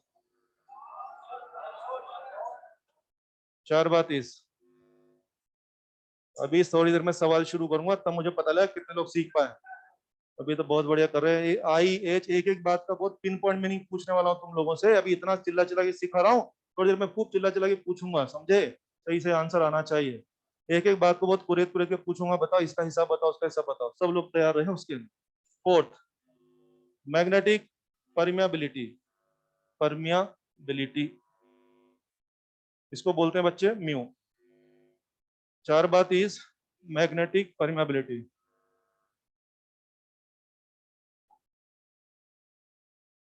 मैग्नेटिक परमेबिलिटी बेसिकली क्या होता है, अगर आपको ध्यान हो, अपन इलेक्ट्रोस्टैटिक्स पढ़ते थे बच्चों, उसमें हर जगह क्या घुस के आता था? अपसालिन। और यहाँ हर जगह क्या घुस के आता? म्यू। बच्चे that was electric permittivity, electric permittivity, this is magnetic permeability. I think इसका न्यूमेरिकल यूज तो आप जगह जगह करके आए, म्यू नॉट म्यू आर सब जानते हैं आप। आज मुझे इसका न्यूमेरिकल यूज नहीं कराना, मुझे इसका फिजिकल सिग्निफिकेंस पकड़ना है, इसके फिजिकल सिग्निफिकेंस को लेकर के डायग्राम वाले क्वेश्चन होते हैं वो मैं आपको कराऊंगा, ठीक है? इसका मीनिंग पकड़ते हैं, मीनिंग क्या है इसका, देखो ना, दुनिया में अलग अलग मटेरियल का म्यू अलग अलग है। सिंपल मीनिंग है, जिस मटेरियल का म्यू ज्यादा है वो खुद में से लाइंस को ज्यादा पास करेगा, जिसका म्यू कम है वो खुद में से लाइंस को कम पास करेगा। तो परमियाबिलिटी समझ like permission to allow the line of force, शब्द पकड़े, परमियाबिलिटी समझ like permission to allow the line of force. मैं समझाता हूँ, मेरे पास दो मटेरियल है बच्चे, एक का म्यू ज्यादा और एक का म्यू कम है, मैंने दोनों मटेरियल को क्या कर दिया? लाइन ऑफ फोर्स के रास्ते में रख दिया। ये लीजिए, ये मटेरियल का म्यू ज्यादा है तो ये खुद में से लाइनों को मना करेगा कि जाने देगा, इसका म्यू ज्यादा तो ये खुद में से ज्यादा लाइन गुजारेगा, और जिसका म्यू कम है ना वो खुद में से कम लाइन गुजारेगा। और कोई मटेरियल ऐसा हो जाए जिसका म्यू बिल्कुल ही जीरो हो तो वो खुद में से एक भी लाइन को नहीं गुजारने देगा। तो बोलिए, is it permission to allow the line of force? ठीक है, it is ability to, it is ability to allow, ability ऐसा लिख दो, ability to pass the line of force, कुछ भी लिख दो, ability to pass line of force, to pass line of force. ठीक है, मैंने इसका मीनिंग आपको बता दिया, इसके डायग्राम वाले क्वेश्चन भी मैं आगे लूंगा, मैंने इसका मीनिंग आपको बता दिया। शायद आपको ये समझ में आता होगा कि जिस मटेरियल का काई ज्यादा होगा शायद उसी का म्यू ज्यादा होगा, कारण जिस मटेरियल का काई ज्यादा है यानी जिसकी मैग्नेटिक टेंडेंसी ज्यादा है वो मैग्नेटिक फील्ड लाइंस को मना करेगा कि वेलकम करेगा। तो कॉमन सेंस की बात है, दुनिया में जिस मटेरियल का काई ज्यादा है यानी उसकी मैग्नेटिक टेंडेंसी ज्यादा है तो मैग्नेटिक लाइनों को मना करेगा कि वेलकम करेगा, वेलकम। ये दिमाग में बना के रखो, काई ज्यादा तो म्यू भी ज्यादा होगा। और मैं काई और म्यू में एक रिलेशन आपके लिए डेवलप करने वाला हूँ जिसका बहुत बहुत यूज होने वाला है, वो मैं आपके सामने डेवलप करने जा रहा हूँ। अच्छा, मैं इसका थोड़ा सा हिंदी नाम बोल दूं, उससे आपको तुरंत ही समझ में आ जाएगा। जो मैग्नेटिक परमेबिलिटी है, परमेबिलिटी शब्द को हिंदी में लिखते हैं पारगम्यता, पारगम्यता, शायद नाम समझ में आ रहा होगा, पारगम्यता या लाइंस को पार पहुंचाने की क्षमता। मैं जानबूझ के हिंदी नाम बोल ही इसलिए रहा हूँ, देखो परमेबिलिटी से फील नहीं आता है, लेकिन जो हिंदी नाम है, तुम लोग बचपन में संस्कृत पढ़े हो क्या? राम गच्छति गच्छति गच्छामि, आता है कि नहीं आता? मैं भी पढ़ा ना, वेरी गुड। तो वही वही बोला, वही चल रहा है इसमें। तो वो संस्कृत आपको इसीलिए पढ़ाया गया ताकि आप जाकर जाकर के इसका मीनिंग पकड़ सके। पार, गम्य मतलब जाना, गम्य, बोलो लाइनों को पार जाने की क्षमता, दैट इज परमेबिलिटी। तो वही बात है, म्यू ज्यादा, पार गम्यता ज्यादा, म्यू कम, पार गम्यता कम, लाइनों को पार करने की क्षमता कम। ठीक है, जानबूझ के हिंदी नाम में बोल इसलिए रहे हैं कभी कभी हिंदी नाम से ज्यादा अच्छा समझ में आ जाता है। ठीक है, चलिए, मुझे आप लोगों के लिए काई और मी में रिलेशन डेवलप करना है। जो कहानी मैंने शुरू की थी, अब मैं उस कहानी का फोटो बनाने जा रहा हूँ, रिलेशन डेवलप करूंगा। ध्यान दीजिए बच्चों, ये मान लीजिए कोई मटेरियल की रोड थी, साधारण मटेरियल की रोड थी। आपने मेरे को बोला कि इसको मैग्नेट बना। यस, वही कहानी की शुरुआत कर रहा हूँ। साधारण मटेरियल है, मैग्नेट नहीं है। आपने मेरे को बोला इसको मैग्नेट बना, बनाता हूँ। ठीक है, क्या करूँ? क्या ऐसे से करूँ? हाँ, क्या ऐसे से करें? बहुत बढ़िया, समझ रहे हैं ना? मटेरियल की रोड है, इसको मैग्नेट बना तो क्या करें? ऐसे से करना पड़ेगा। ठीक है ना? ऐसे से। ठीक है, बहुत बढ़िया। तो अपने को ऐसा करना पड़ेगा। क्या मैंने फील्ड अप्लाई कर दिया है? यस, फील्ड अप्लाई कर दिया ताकि इसको मैग्नेटाइज किया जा सके। और मेरी चालाकी देखो, अब पकड़ो, बहुत सारी चालाकी आने वाली है। देखो देखो, मैंने अप्लाई फील्ड को क्या लिखा है? एच या बी, बी नॉट दोनों लिखा है, कुछ समझे? अप्लाइड फील्ड अगर एम्पियर पर मीटर में बोल रहा हूँ तो वो एच है, और बच्चे अप्लाइड फील्ड अगर टेस्ला बोल रहा हूँ तो वो बी नॉट है। वो क्या हो रहा है? B naught. अब सुने अच्छे से, तुम लोगों ने जो अप्लाई किया वो तो तुम्हारी रोड में घुस ही गया है, एच या बी नॉट, वो तो तुम्हारी रोड में घुस ही गया है। और इसके अंदर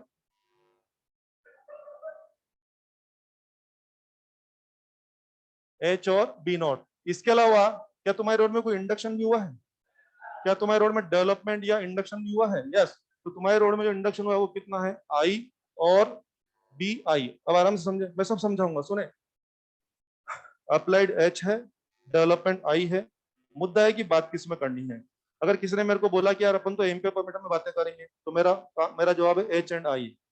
किसी ने मेरे को बोला नहीं सर मैं टेस्ला में खेलूंगा, टेस्ला में खेलूंगा तो एच को फिर बी नोट बोलूंगा और आई को भी फिर बी आई बोलूंगा। क्या बातें समझ में आ रही हैं? यस, बहुत अच्छे चीजों को पकड़े, थोड़ी देर में सब जवाब आऊंगा आप लोगों से। ठीक है, और बताइए रोड के अंदर कौन है? अप्लाइड है, इंड्यूस्ड है, कि दोनों है? दोनों है।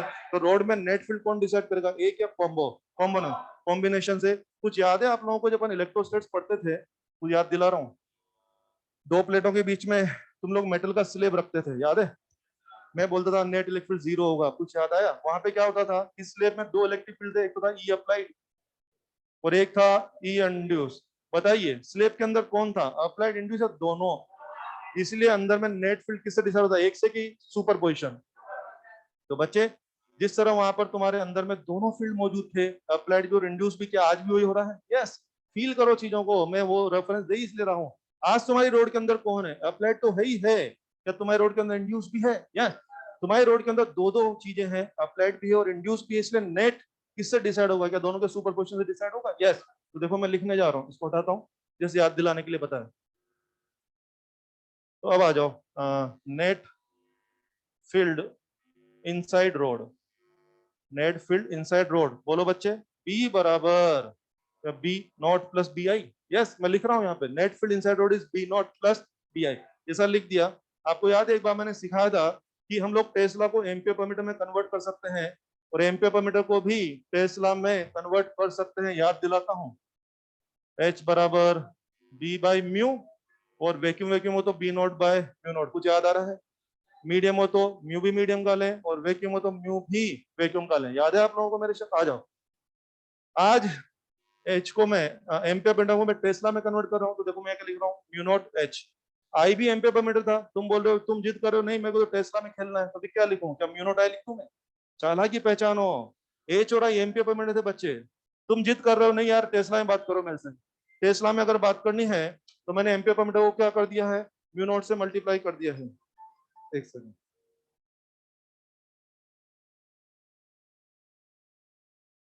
मैंने क्या कर दिया है? म्यू नॉट से मल्टीप्लाई कर दिया है। अब ये कौन है बोलो? ये एम्पियर पर मीटर है कि टेस्ला है?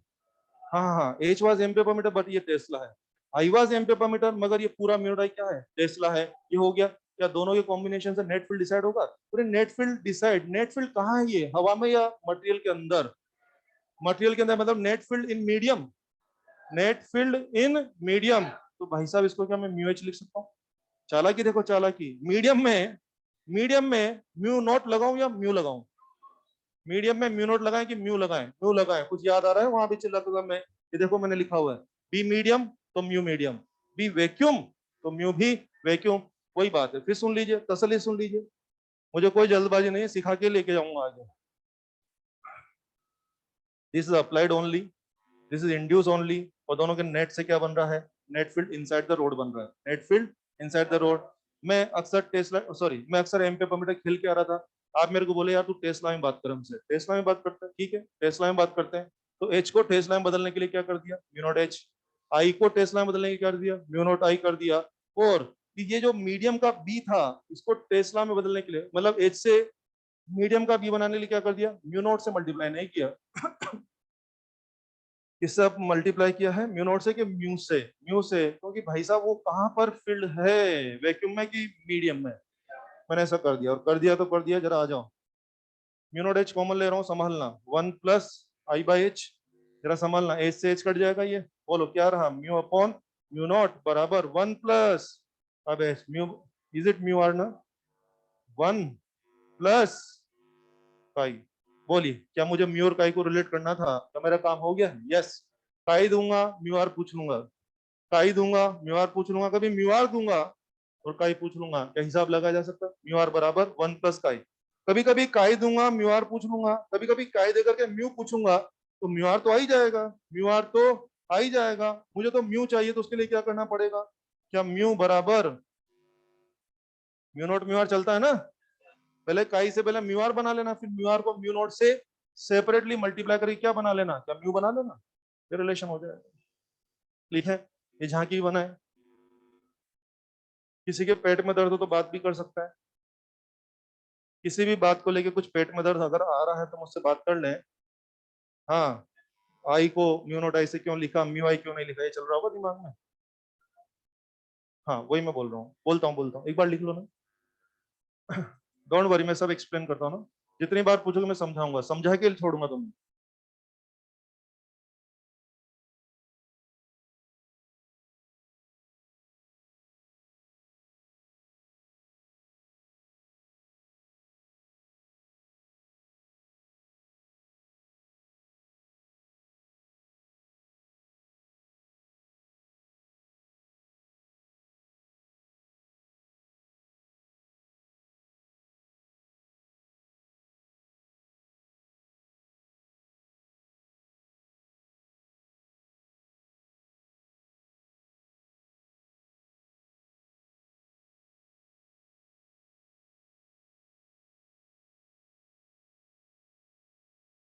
जल्दी लिखें प्लीज, जल्दी लिखें।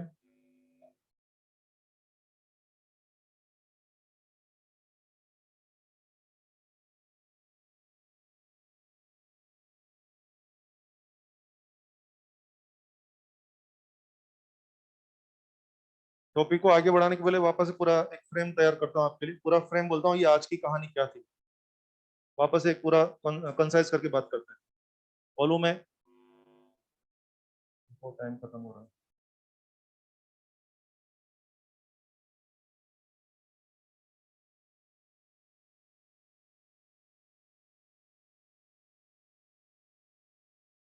बोलूं मैं, चलो आ जाओ। मैंने क्या कहानी शुरू की आकर के, इधर देखो आप, मैंने बोला यार एक कहानी सुनाऊंगा, बोले कौन सी कहानी, मैग्नेटाइजेशन की कहानी सुनाऊंगा, ये बोला मैंने। मैग्नेटाइजेशन क्या होता है, एक साधारण रोड आपने मेरे को दी है, आपने मुझे बोला इस पे, इसको मैग्नेट बनाओ। इसको मैग्नेट बनाने के लिए मैं क्या करता हूँ, मैंने इस पर फील्ड अप्लाई कर दिया। मैंने क्या अप्लाई, जो फील्ड मैंने अप्लाई किया वो कौन है, एच है कि बी नोट है कि दोनों है। हाँ, आप बहुत सही जा रहे हैं, आप कौन, जो फील्ड मैंने अप्लाई किया वो कौन है, एच या बी नोट या दोनों है, दोनों है। प्रेजेंटेशन का फर्क है कि मैं बात किस में कर रहा हूँ, ओके। ओबियसली जो फील्ड आपने अप्लाई किया वो तो इस रोड में घुस ही गया है, अंदर इंडक्शन भी हुआ है, जो इंडक्शन अंदर हुआ है वो कौन है, आई है कि पी आई है कि दोनों है, दोनों है। इंड्यूस्ड वैल्यू अगर मैं एम्पियर पर मीटर में बोल रहा हूँ तो आई है, तो तुम बोल रहे नहीं तो इंड्यूस को भी तू एम्पियर पर मीटर मत बोल, तो टेस्ला बोल। तो फिर वो आई है कि म्यूनोट आई है, वो मतलब वो बी आई से मैं उसको रिप्रेजेंट कर रहा हूँ, सुन रहे हैं मेरी भाषा, सुन रहे हैं। तो अंदर में क्या चीज है, अप्लाइड चीज है, इंड्यूस चीज है कि दोनों है। तो तुम कह रहे हो अलग अलग बात मत कर, तो नेट की बात कर, नेट कितना है, तो मैंने कहा ठीक है, नेट कितना है, क्या दोनों के सुपरपोजिशन से आएगा क्या, और इसी बात को मैंने यहाँ लिख दिया, इसको मैंने आगे बढ़ाया। जो चीजें एच और आई जो एम्पियर पर मीटर में थी उनको टेस्लास बनाने के लिए मैंने क्या किया, म्यू नॉट से मल्टीप्लाई किया। और ये जो बी था ये कहाँ पे था, रोड के अंदर था, नेट फील्ड। तो रोड के अंदर नेट फील्ड को, मीडियम में नेट फील्ड को रिप्रेजेंट करने का तरीका क्या होना चाहिए, क्या एच को म्यू नॉट से मल्टीप्लाई करना पड़ेगा कि मीडियम के मुंह से मल्टीप्लाई कर, वो मैंने कर दिया, और काट पीट करके मैं अल्टीमेटली रिलेशन आपके लिए लाया हूँ।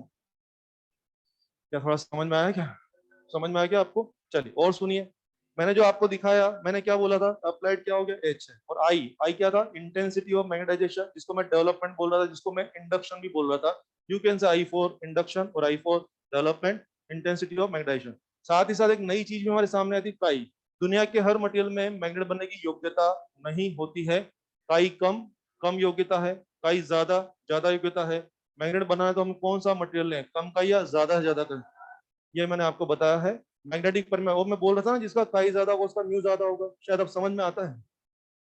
जिसका काई ज्यादा होगा क्या उसका म्यू भी ज्यादा होगा, जिसका काई कम होगा उसका म्यू भी कम होगा। काई ज्यादा म्यू ज्यादा, क्या ज्यादा लाइन गुजारोगे, काई कम म्यू कम, क्या कम लाइन गुजारोगे। म्यू बोले तो पार गम्यता, लाइंस को पार पहुंचाने की क्षमता, दैट इज क्लियर। ये सारी बातें आपके सामने आ गई है। इनके ऊपर क्वेश्चन प्रैक्टिस शुरू करने जा रहे हैं।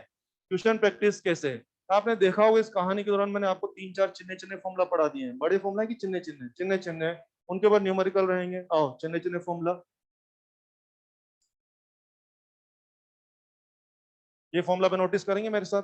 ये रहा फॉर्मूला, शुरुआत बोल रहा हूँ, यस बोल देंगे। एक रोड में इंड्यूस मैग्नेटिक मोमेंट इतना है, रोड का वॉल्यूम इतना है, फाइंड इंटेंसिटी ऑफ मैग्नेटाइजेशन, क्या कर पाएंगे।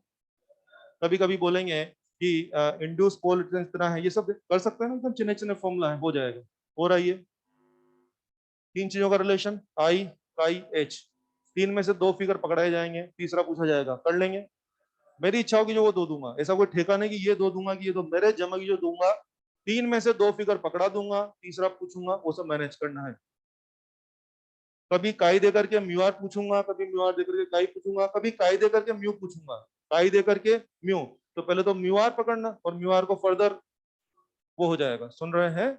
इस तरह के बहुत सारे क्वेश्चन बुक्स में होते हैं। मैं प्रैक्टिस के लिए 2-4 सवाल कराऊंगा। आइए लिखें, मैग्नेटिक ससेप्टेबिलिटी, बिल्कुल पूरा ही लिखना है, कष्ट होगा तभी, सिंबल नहीं लिखना है। मैं चाहता हूं लैंग्वेज से आपको बाद में सिंबल में पूछूंगा, कुछ लोग मेरी तरफ देख रहे हैं, कष्ट होगा तभी पूरा लिखना है। मैग्नेटिक ससेप्टेबिलिटी, ये लिख दो 3 × 10⁻⁴, ये डेटा लिख दिया, कॉमा लगा दो।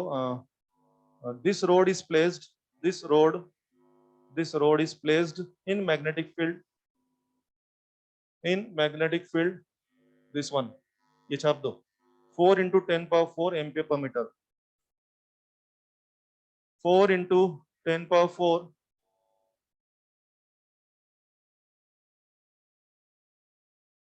म्यू और म्यू नोट का यूनिट क्या होगा, म्यू का यूनिट होता है हेनरी पर मीटर, अभी आ जाएगा सवालों में। म्यू और म्यू नोट का यूनिट होता है हेनरी पर मीटर, वो भी आ जाएगा सवालों में, हेनरी पर मीटर, ठीक है। तो मैंने बोला है इस रोड को इसमें रख दिया, देन देन बोल के आओ मैदान में। मेरे को इसी में प्रैक्टिस के लिए आपसे 3-4 बातें करनी है, एक ही सवाल में सब तोड़-फोड़ करते हैं, ठीक है। अब आप सबसे पहले तो मुझे बताइए, सिंबल बताइए कि मैंने क्या क्या दिया है। ये क्या है, बताइए श्योर, ये क्या है, एच, कैसे पता लगा, एम्पियर पर मीटर। क्यों यार, आई भी तो एम्पियर पर मीटर होता था। हाँ हाँ मुझे सुनना है, आई भी तो एम्पियर, क्या पता लग रहा है, placed in this, is it applied, भाषा से पता, is it really applied. Applied था तो आपने मुझे बोला एच, वैसे अप्लाइड तो बी नोट भी हो सकता था, फिर क्यों बोला एच। हाँ ये सब सुनना है मेरे को, अगर मैं टेस्ला बोलता तो ये एच होता कि बी नोट होता। वो सही जा रहे हैं आप लोग, लेकिन आपने सब चीजें पहचान लिया, हो गया, वेरी गुड, बहुत अच्छा। फर्स्ट,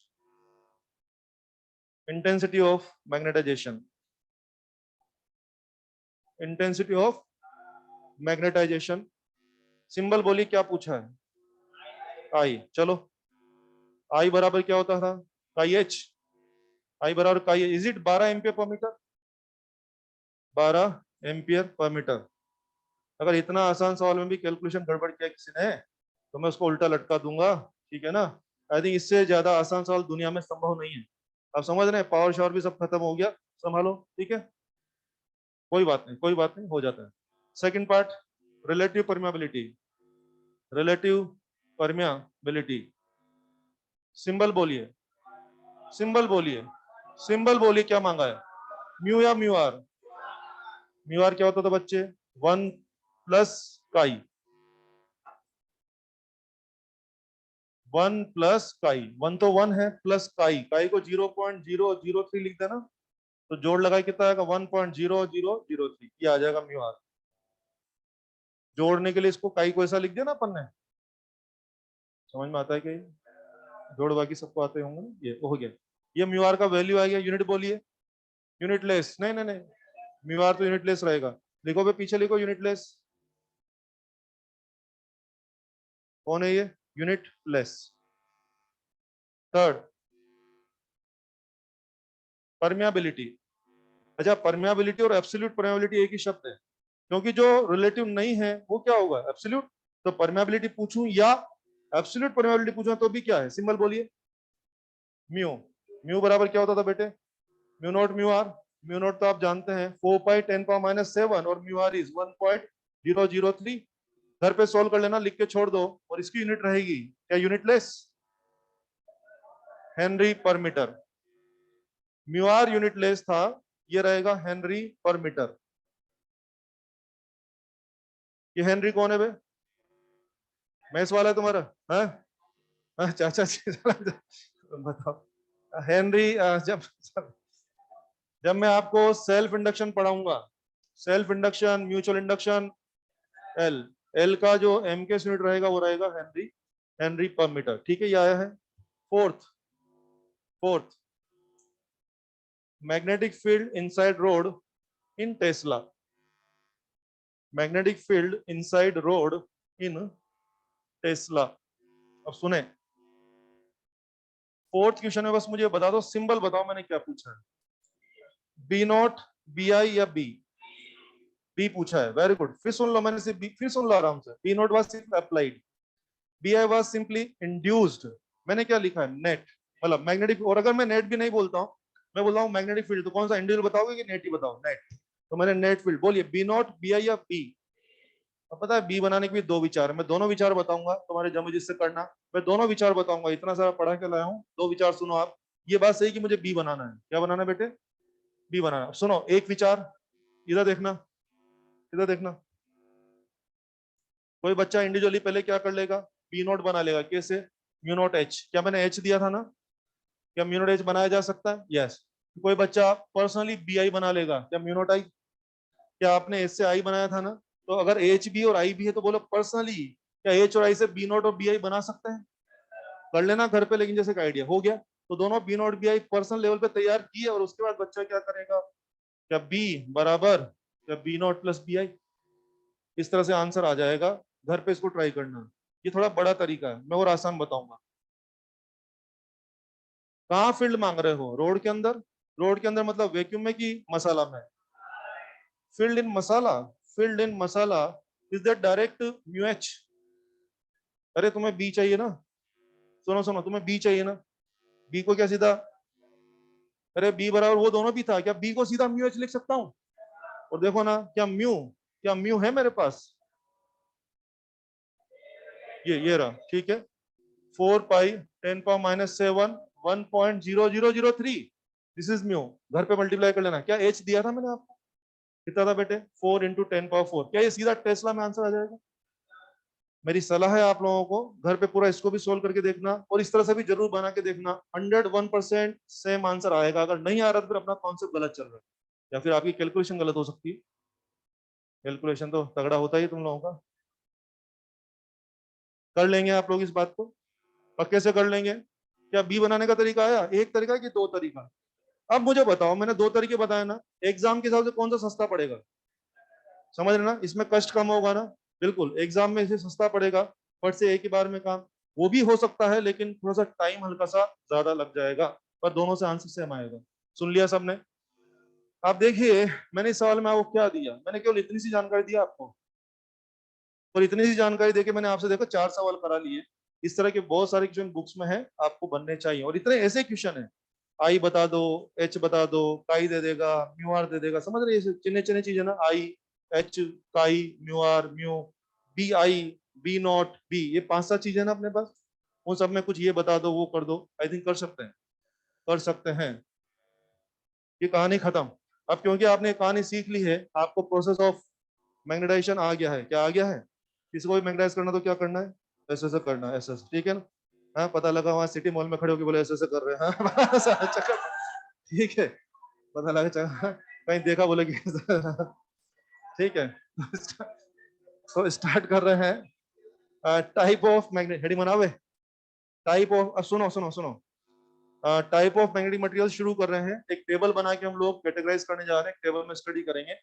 एक पेज में आपका टेबल आ जाएगा, कागज को हॉरिजॉन्टल कर लीजिए और एक पेज में आपका टेबल आ जाएगा। थोड़ा चिन्ह चिन्ह लिख लेना, चिन्ह चिन्ह लिख लेना, एक पेज में आ जाएगा टेबल।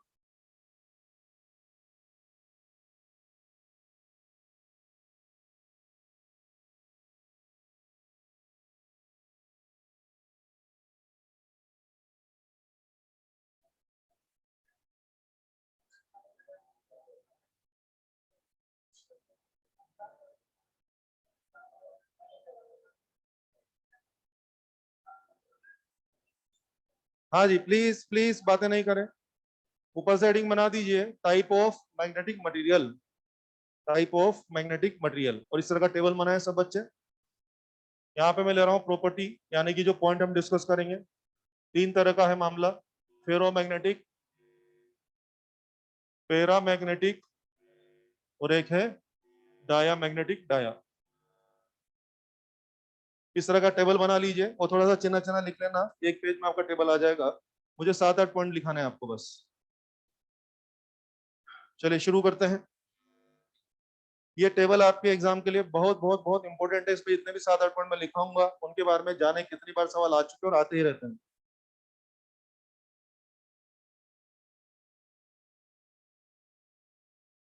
शुरू करें भाइयों। चलिए, सबसे पहले मैं बात करना चाह रहा हूं I and H. I and H, मुझे बता दीजिए आई एच का मतलब क्या हो गया। एच मतलब अप्लाइड, आई बोले तो इंडक्शन, डेवलपमेंट, यानी एच इज अप्लाइड और डेवलप। मैं अप्लाइड और डेवलपमेंट की बात करना चाह रहा हूँ, या अप्लाइड और इंडक्शन की बात करना चाह रहा हूँ। मैं रिलेशन लिखना चाह रहा हूँ, किसमें क्या होगा। एक की लाइन आपको देता हूँ, अगर किसी ने वो की लाइन समझ ली तो बाकी सब डिवीजन खुद ही कर सकता है, रटना नहीं पड़ेगा। ठीक है, एक की पॉइंट बोलता हूँ और अपने हिसाब से बोलूंगा। ये मान लीजिए फेरो की रोड है। प्लीज प्लीज, अभी सब तुम्ही से पूछूंगा। ये फेरो की रोड है बच्चे। अगर मैं अप्लाई करता हूँ 10, तो पता है इसमें जो इंडक्शन होता है ना, इंडक्शन, वो 12, 15, 18 नहीं हो रहा, सीधा 1000, 2000। शब्द सुने मेरे। मैंने अप्लाई किया 10, एच इज 10, मैं 10 अप्लाई किया। इसमें जो इंडक्शन हो रहा है ना, 12, 15, 18 तो मैं सीखा था कि इंडक्शन अप्लाइड से ज्यादा होता है। अबे मैं लगा रहा हूँ 10 और इंडक्शन हो रहा है सीधा 1000, 2000। इंडक्शन अप्लाइड से ज्यादा कि बहुत ज्यादा, और अप्लाइड की डायरेक्शन में होता है। ठीक है, ऐसा मैं लिखा है। तो बोलिए, क्या मैं यहाँ लिख दूं आई मोर या मोर मोर, और क्या मैं लिख दूं अलोंग एच। जिस दिशा में आप एच लगाएंगे ना उसी दिशा में होगा। आगे बढ़िए, इधर देखिए। अगर ये पेरा की रोड है, मैं अप्लाई किया 10, इंडक्शन मुश्किल से 1 या 2। पेरा की रोड है, अप्लाई वास 10, इंडक्शन मुश्किल से 1 या 2, और अप्लाइड की डायरेक्शन में क्या सीखा, इंडक्शन अप्लाइड से ज्यादा की कम है, कम है। आई लेस देन एच, और ये भी अलोंग एच होता है। डाया, मैंने अप्लाई किया 10, इंडक्शन मुश्किल से 1 या 2, क्या आई लेस देन एच, और ये होता है अपोजिट टू एच। अगर किसी ने ये एक लाइन पकड़ ली ना, सारे काम खुद कर सकता है। मैं अभी आप इसे आंसर निकलवाने वाला हूँ। और डेटा मैंने अपने मन से जो बना बना के बोले हैं, वो एग्जैक्ट डेटा तो नहीं है, लेकिन वो आपको मैसेज कन्वे करने के लिए मैंने डेटा लिए हैं। और वो एग्जैक्ट वही फील देते हैं जो कि रियल डेटा का है। फिर सुन लीजिए,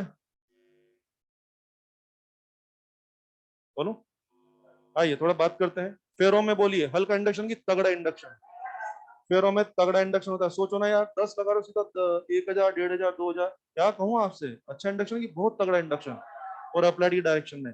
पेरा में भी और डाय में भी हल्का हल्का इंडक्शन, पेरा में भी और डाय में भी तगड़ा की हल्का सा, हल्का सा। पेरा में अलोंग और डाय में अलोंग की उल्टा में। फिर सुन लीजिए, फेरो में पेरा में तो अलोंग अलोंग, डाया में उल्टा में। और आइए, फेरो में तगड़ा, और पेरा में और डाया में तगड़ा की हल्का हल्का, चिन्ना चिन्ना सा, यू कैन से चिन्ना चिन्ना सा। बात समझ में आ गई सबको, तो मैंने ऐसा लिखा हुआ। अब आइए, दो बी एंड बी नोट का हिसाब लिखना है मुझे। कहाँ बी कम होगा, कहाँ बी नोट ज्यादा होगा। आइए आप इसे मिलकर बात करूंगा, मैं देखता हूँ कितने लोग समझ पाए मेरी कहानियां। अब याद है आपको, फोटो बना के मैंने बताया था, मैं वापस बना देता हूँ। ये रोड थी, इसमें एच भी घुस गया था और इसमें आई भी घुस गया था, याद है ना आपको। चलो मेरी हेल्प करो, देखते हैं कितने लोग अब। इस बार मैंने किसका हिसाब पूछा है, बी यानी कि सॉरी सॉरी बी नोट यानी कि अप्लाइड, और बी यानी कि, हाँ, आई थिंक ऊपर का हिसाब था अप्लाइड और इंड्यूस का, और ये हिसाब है अप्लाइड और, ये अपनी बात पकड़ के रखना, बोल तो दिया तुमने, बहुत सही बोला है।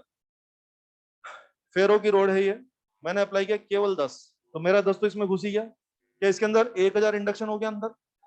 तो मेरा 10 भी इस तरफ है और इसका 1000 भी इस तरफ है, नेट 1010। नेट 1010 मेरे अप्लाइड 10 से ज्यादा की बहुत ज्यादा? क्या कहूं बोलिए? बी मोर या मोर मोर? मैं डेटा बोल बोल के समझा रहा हूँ, रटना नहीं पड़ेगा। फिर आइए,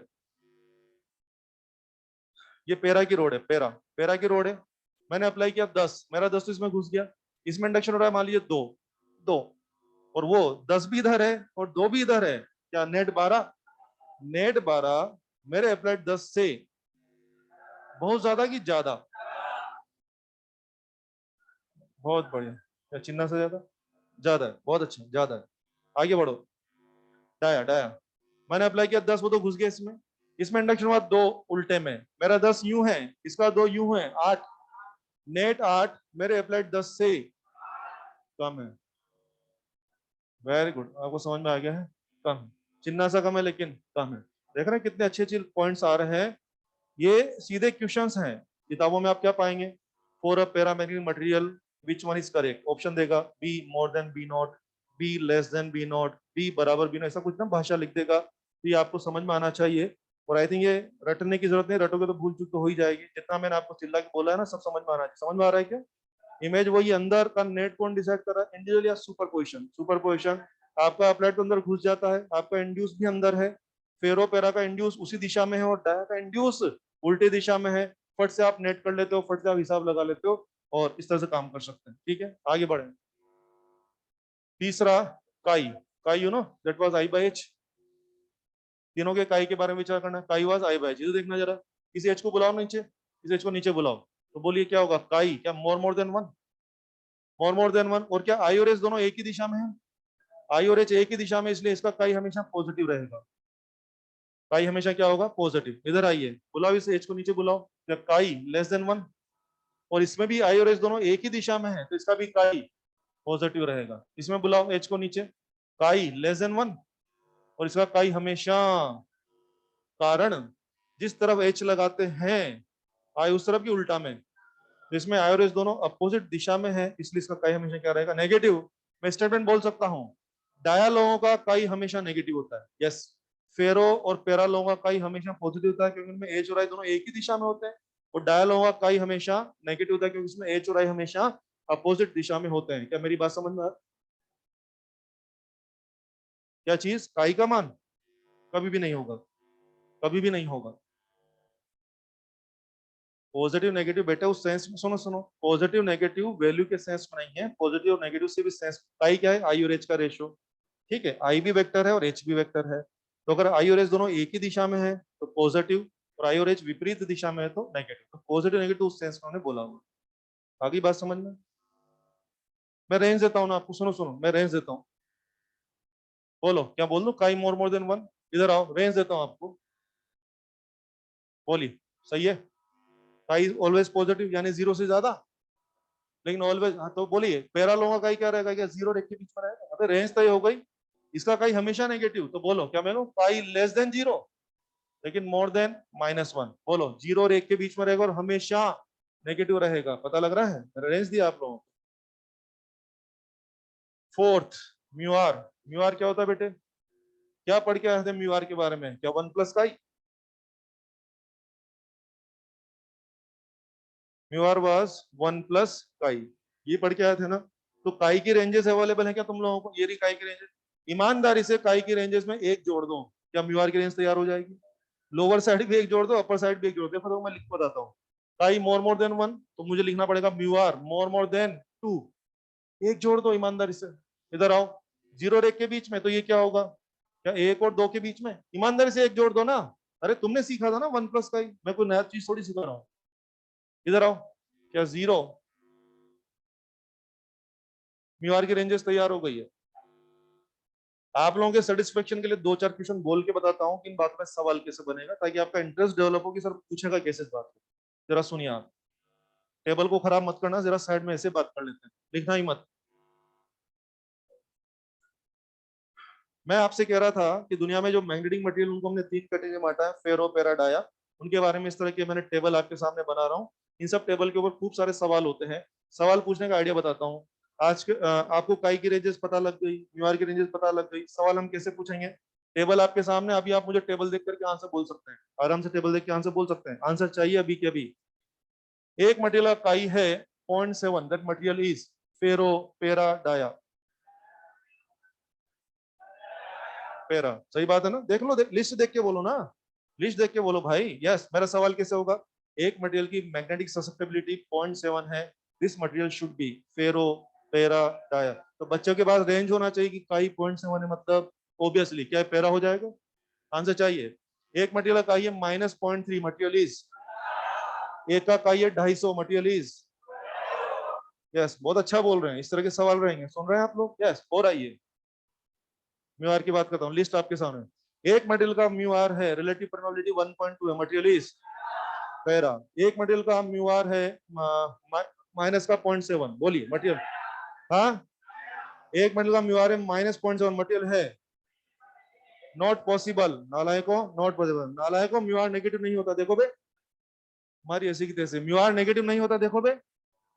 और जो काई नेगेटिव होता है ना, डाया लोगों का होता है, उसी इंप्रेशन में बच्चे क्या करते हैं, म्यू आर नेगेटिव पूछा ना तो तुरंत डाया नाम बोल देते हैं, फंस जाओगे। सवाल कैसे बनाऊंगा इस पे? एक मटेरियल का रिलेटिव परमेबिलिटी -0.7 है, दिस मटेरियल इज फेरो, पेरा, डाया। और फोर्थ ऑप्शन लिखूंगा कि ये पॉसिबल ही नहीं है। आंसर इज ये पॉसिबल ही नहीं। बच्चों, काई जरूर नेगेटिव होता है डाया का। म्यू आर दुनिया में किसी मटेरियल का नेगेटिव होता ही नहीं है, mu R is always positive. समझ में आ रहा है? चलो आंसर दो। एक मटेरियल का म्यू आर है 0.3, मटेरियल इज डाया। एक मटेरियल का म्यू आर है 1.3, मटेरियल इज। एक का म्यू आर है -0.5। हाँ, एक का काई है -0.5। Very good. एक का म्यू आर है 300। एक का काई है 250। खेल समझ में आ गया ना? मैं जैसे आपको आइडिया दिया है कि इन पे सवाल कैसे पूछे जाते हैं, उसका अपने आप अब पता लगा इसका यूज कैसे रहेगा। यस, और सुनो, बात चल रही तो फिर मैं बहुत बोलूंगा। देखो ना, तुम सोलेनोइड पढ़ते थे? सोलेनोइड याद है ना, तार लपट के घूमते थे तुम लोग। सोलेनोइड का फॉर्मूला ये है ना, मैंने पढ़ा है। ओके, अगर मैं कहीं बोलूंगा सोलेनोइड में मसाला भर दिया तो म्यू आर आ जाएगा ना? सोलेनोइड में अगर मसाला भर दिया तो म्यू आर आ जाएगा। बोलिए, सोलेनोइड में मसाला भर दिया, मैग्नेटिक फील्ड वही बनेगा कि बढ़ जाएगा? तुम्हारी ऐसी की कैसे हो जाएगा?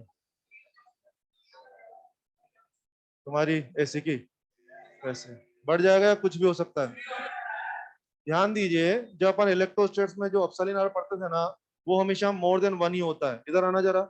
यहाँ पर डाया का mu R less than one होता है। देखो देखो, तुमने लिखा है डाया लोगों का mu R less than one होता है, पेरा लोगों का mu R more than one है, और फेरो का भी मोर देन वन है। तो बोलिए यहाँ म्यू आर क्या होता है, लेस वन या मोर देन वन या कुछ भी होता है?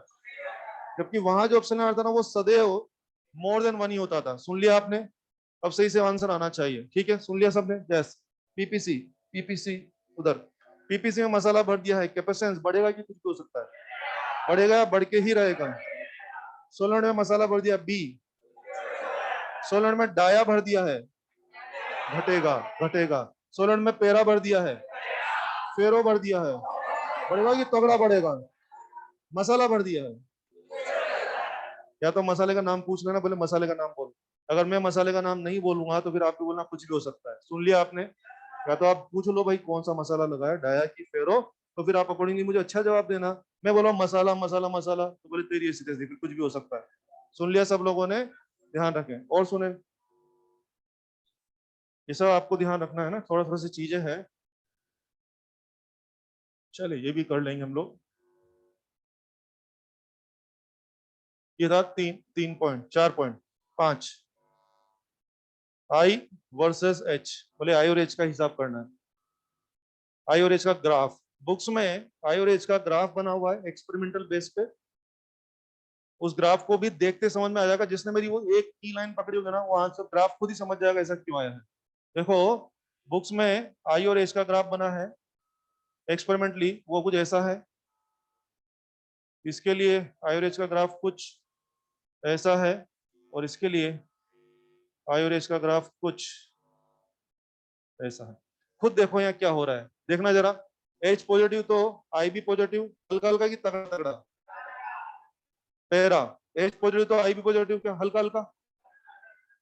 H पॉजिटिव तो I नेगेटिव, तगड़ा तगड़ा की चिन्ह चिन्ह, क्या वही बात चल रही है? दोनों में चिन्ह चिन्ह इंडक्शन, उसमें तगड़ा इंडक्शन, इसमें भी अलोंग एज, इसमें भी अलोंग एज, उसमें उल्टा होता है। समझ में आ रहा है क्या? तो ये ग्राफ वैसे तो साइंटिस्ट लोगों ने एक्सपेरिमेंट के बिहाफ पे बनाए हुए हैं, जो बुक्स में है, जो हमें याद करने हैं, लेकिन जो की पॉइंट अपने पकड़ा है तो उनके आधार पे आपको ग्राफ समझ में आ रहे होंगे ना? यस।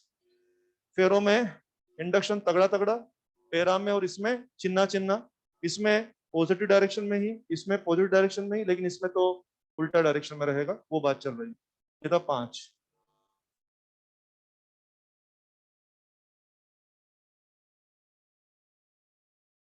मुझे इसमें दो तीन प्रॉपर्टी, तीन प्रॉपर्टी की और बात करनी है, तो आज नहीं हो पाएगा, इनको एक बार टाइम देते हैं। 3:10 तक क्लास है अपनी। कोई बात नहीं, सुने सुने सुने आएगा प्लान, सुने। ये टेबल में मुझे 5 पॉइंट हो गए ना, 2 मिनट में जा रहा हूँ।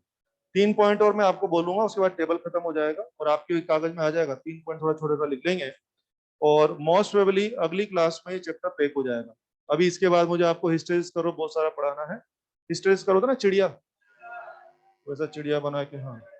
रिटेंटिविटी, कोर्सिविटी, खूब सारी बातें हैं, बहुत सारी बातें। भी तो थोड़ा सा थियोरटिकल टाइप, लेकिन बहुत सारी बातें, मतलब बोलते बोलते आदमी, बहुत सारी इन्फॉर्मेशन है। सब बोलूंगा, एक भी पॉइंट स्किप नहीं करना है। तो अगले लेक्चर में इसको कंटिन्यू करेंगे, ठीक है? कहानी समझ में आ गई ना? फेरो, पेरा, डाया, 3 मटेरियल है। बाकी अगले लेक्चर में देखते हैं। टेस्ट में संडे को टेस्ट है, शनिवार तक आखिरी क्लास तक जहां तक पढ़ा दूंगा वहां तक आएगा। आखिरी लाइन जो लिखाऊंगा वहां तक आएगा। डे 1 से लेकर के मैग्नेटिक फील्ड का डे 1 से लेकर के लास्ट क्लास में जहां तक पढ़ा दूंगा आखिरी लाइन तक, वहां तक कुछ भी आ सकता है। सुन लिया सब लोगों ने? Thank you.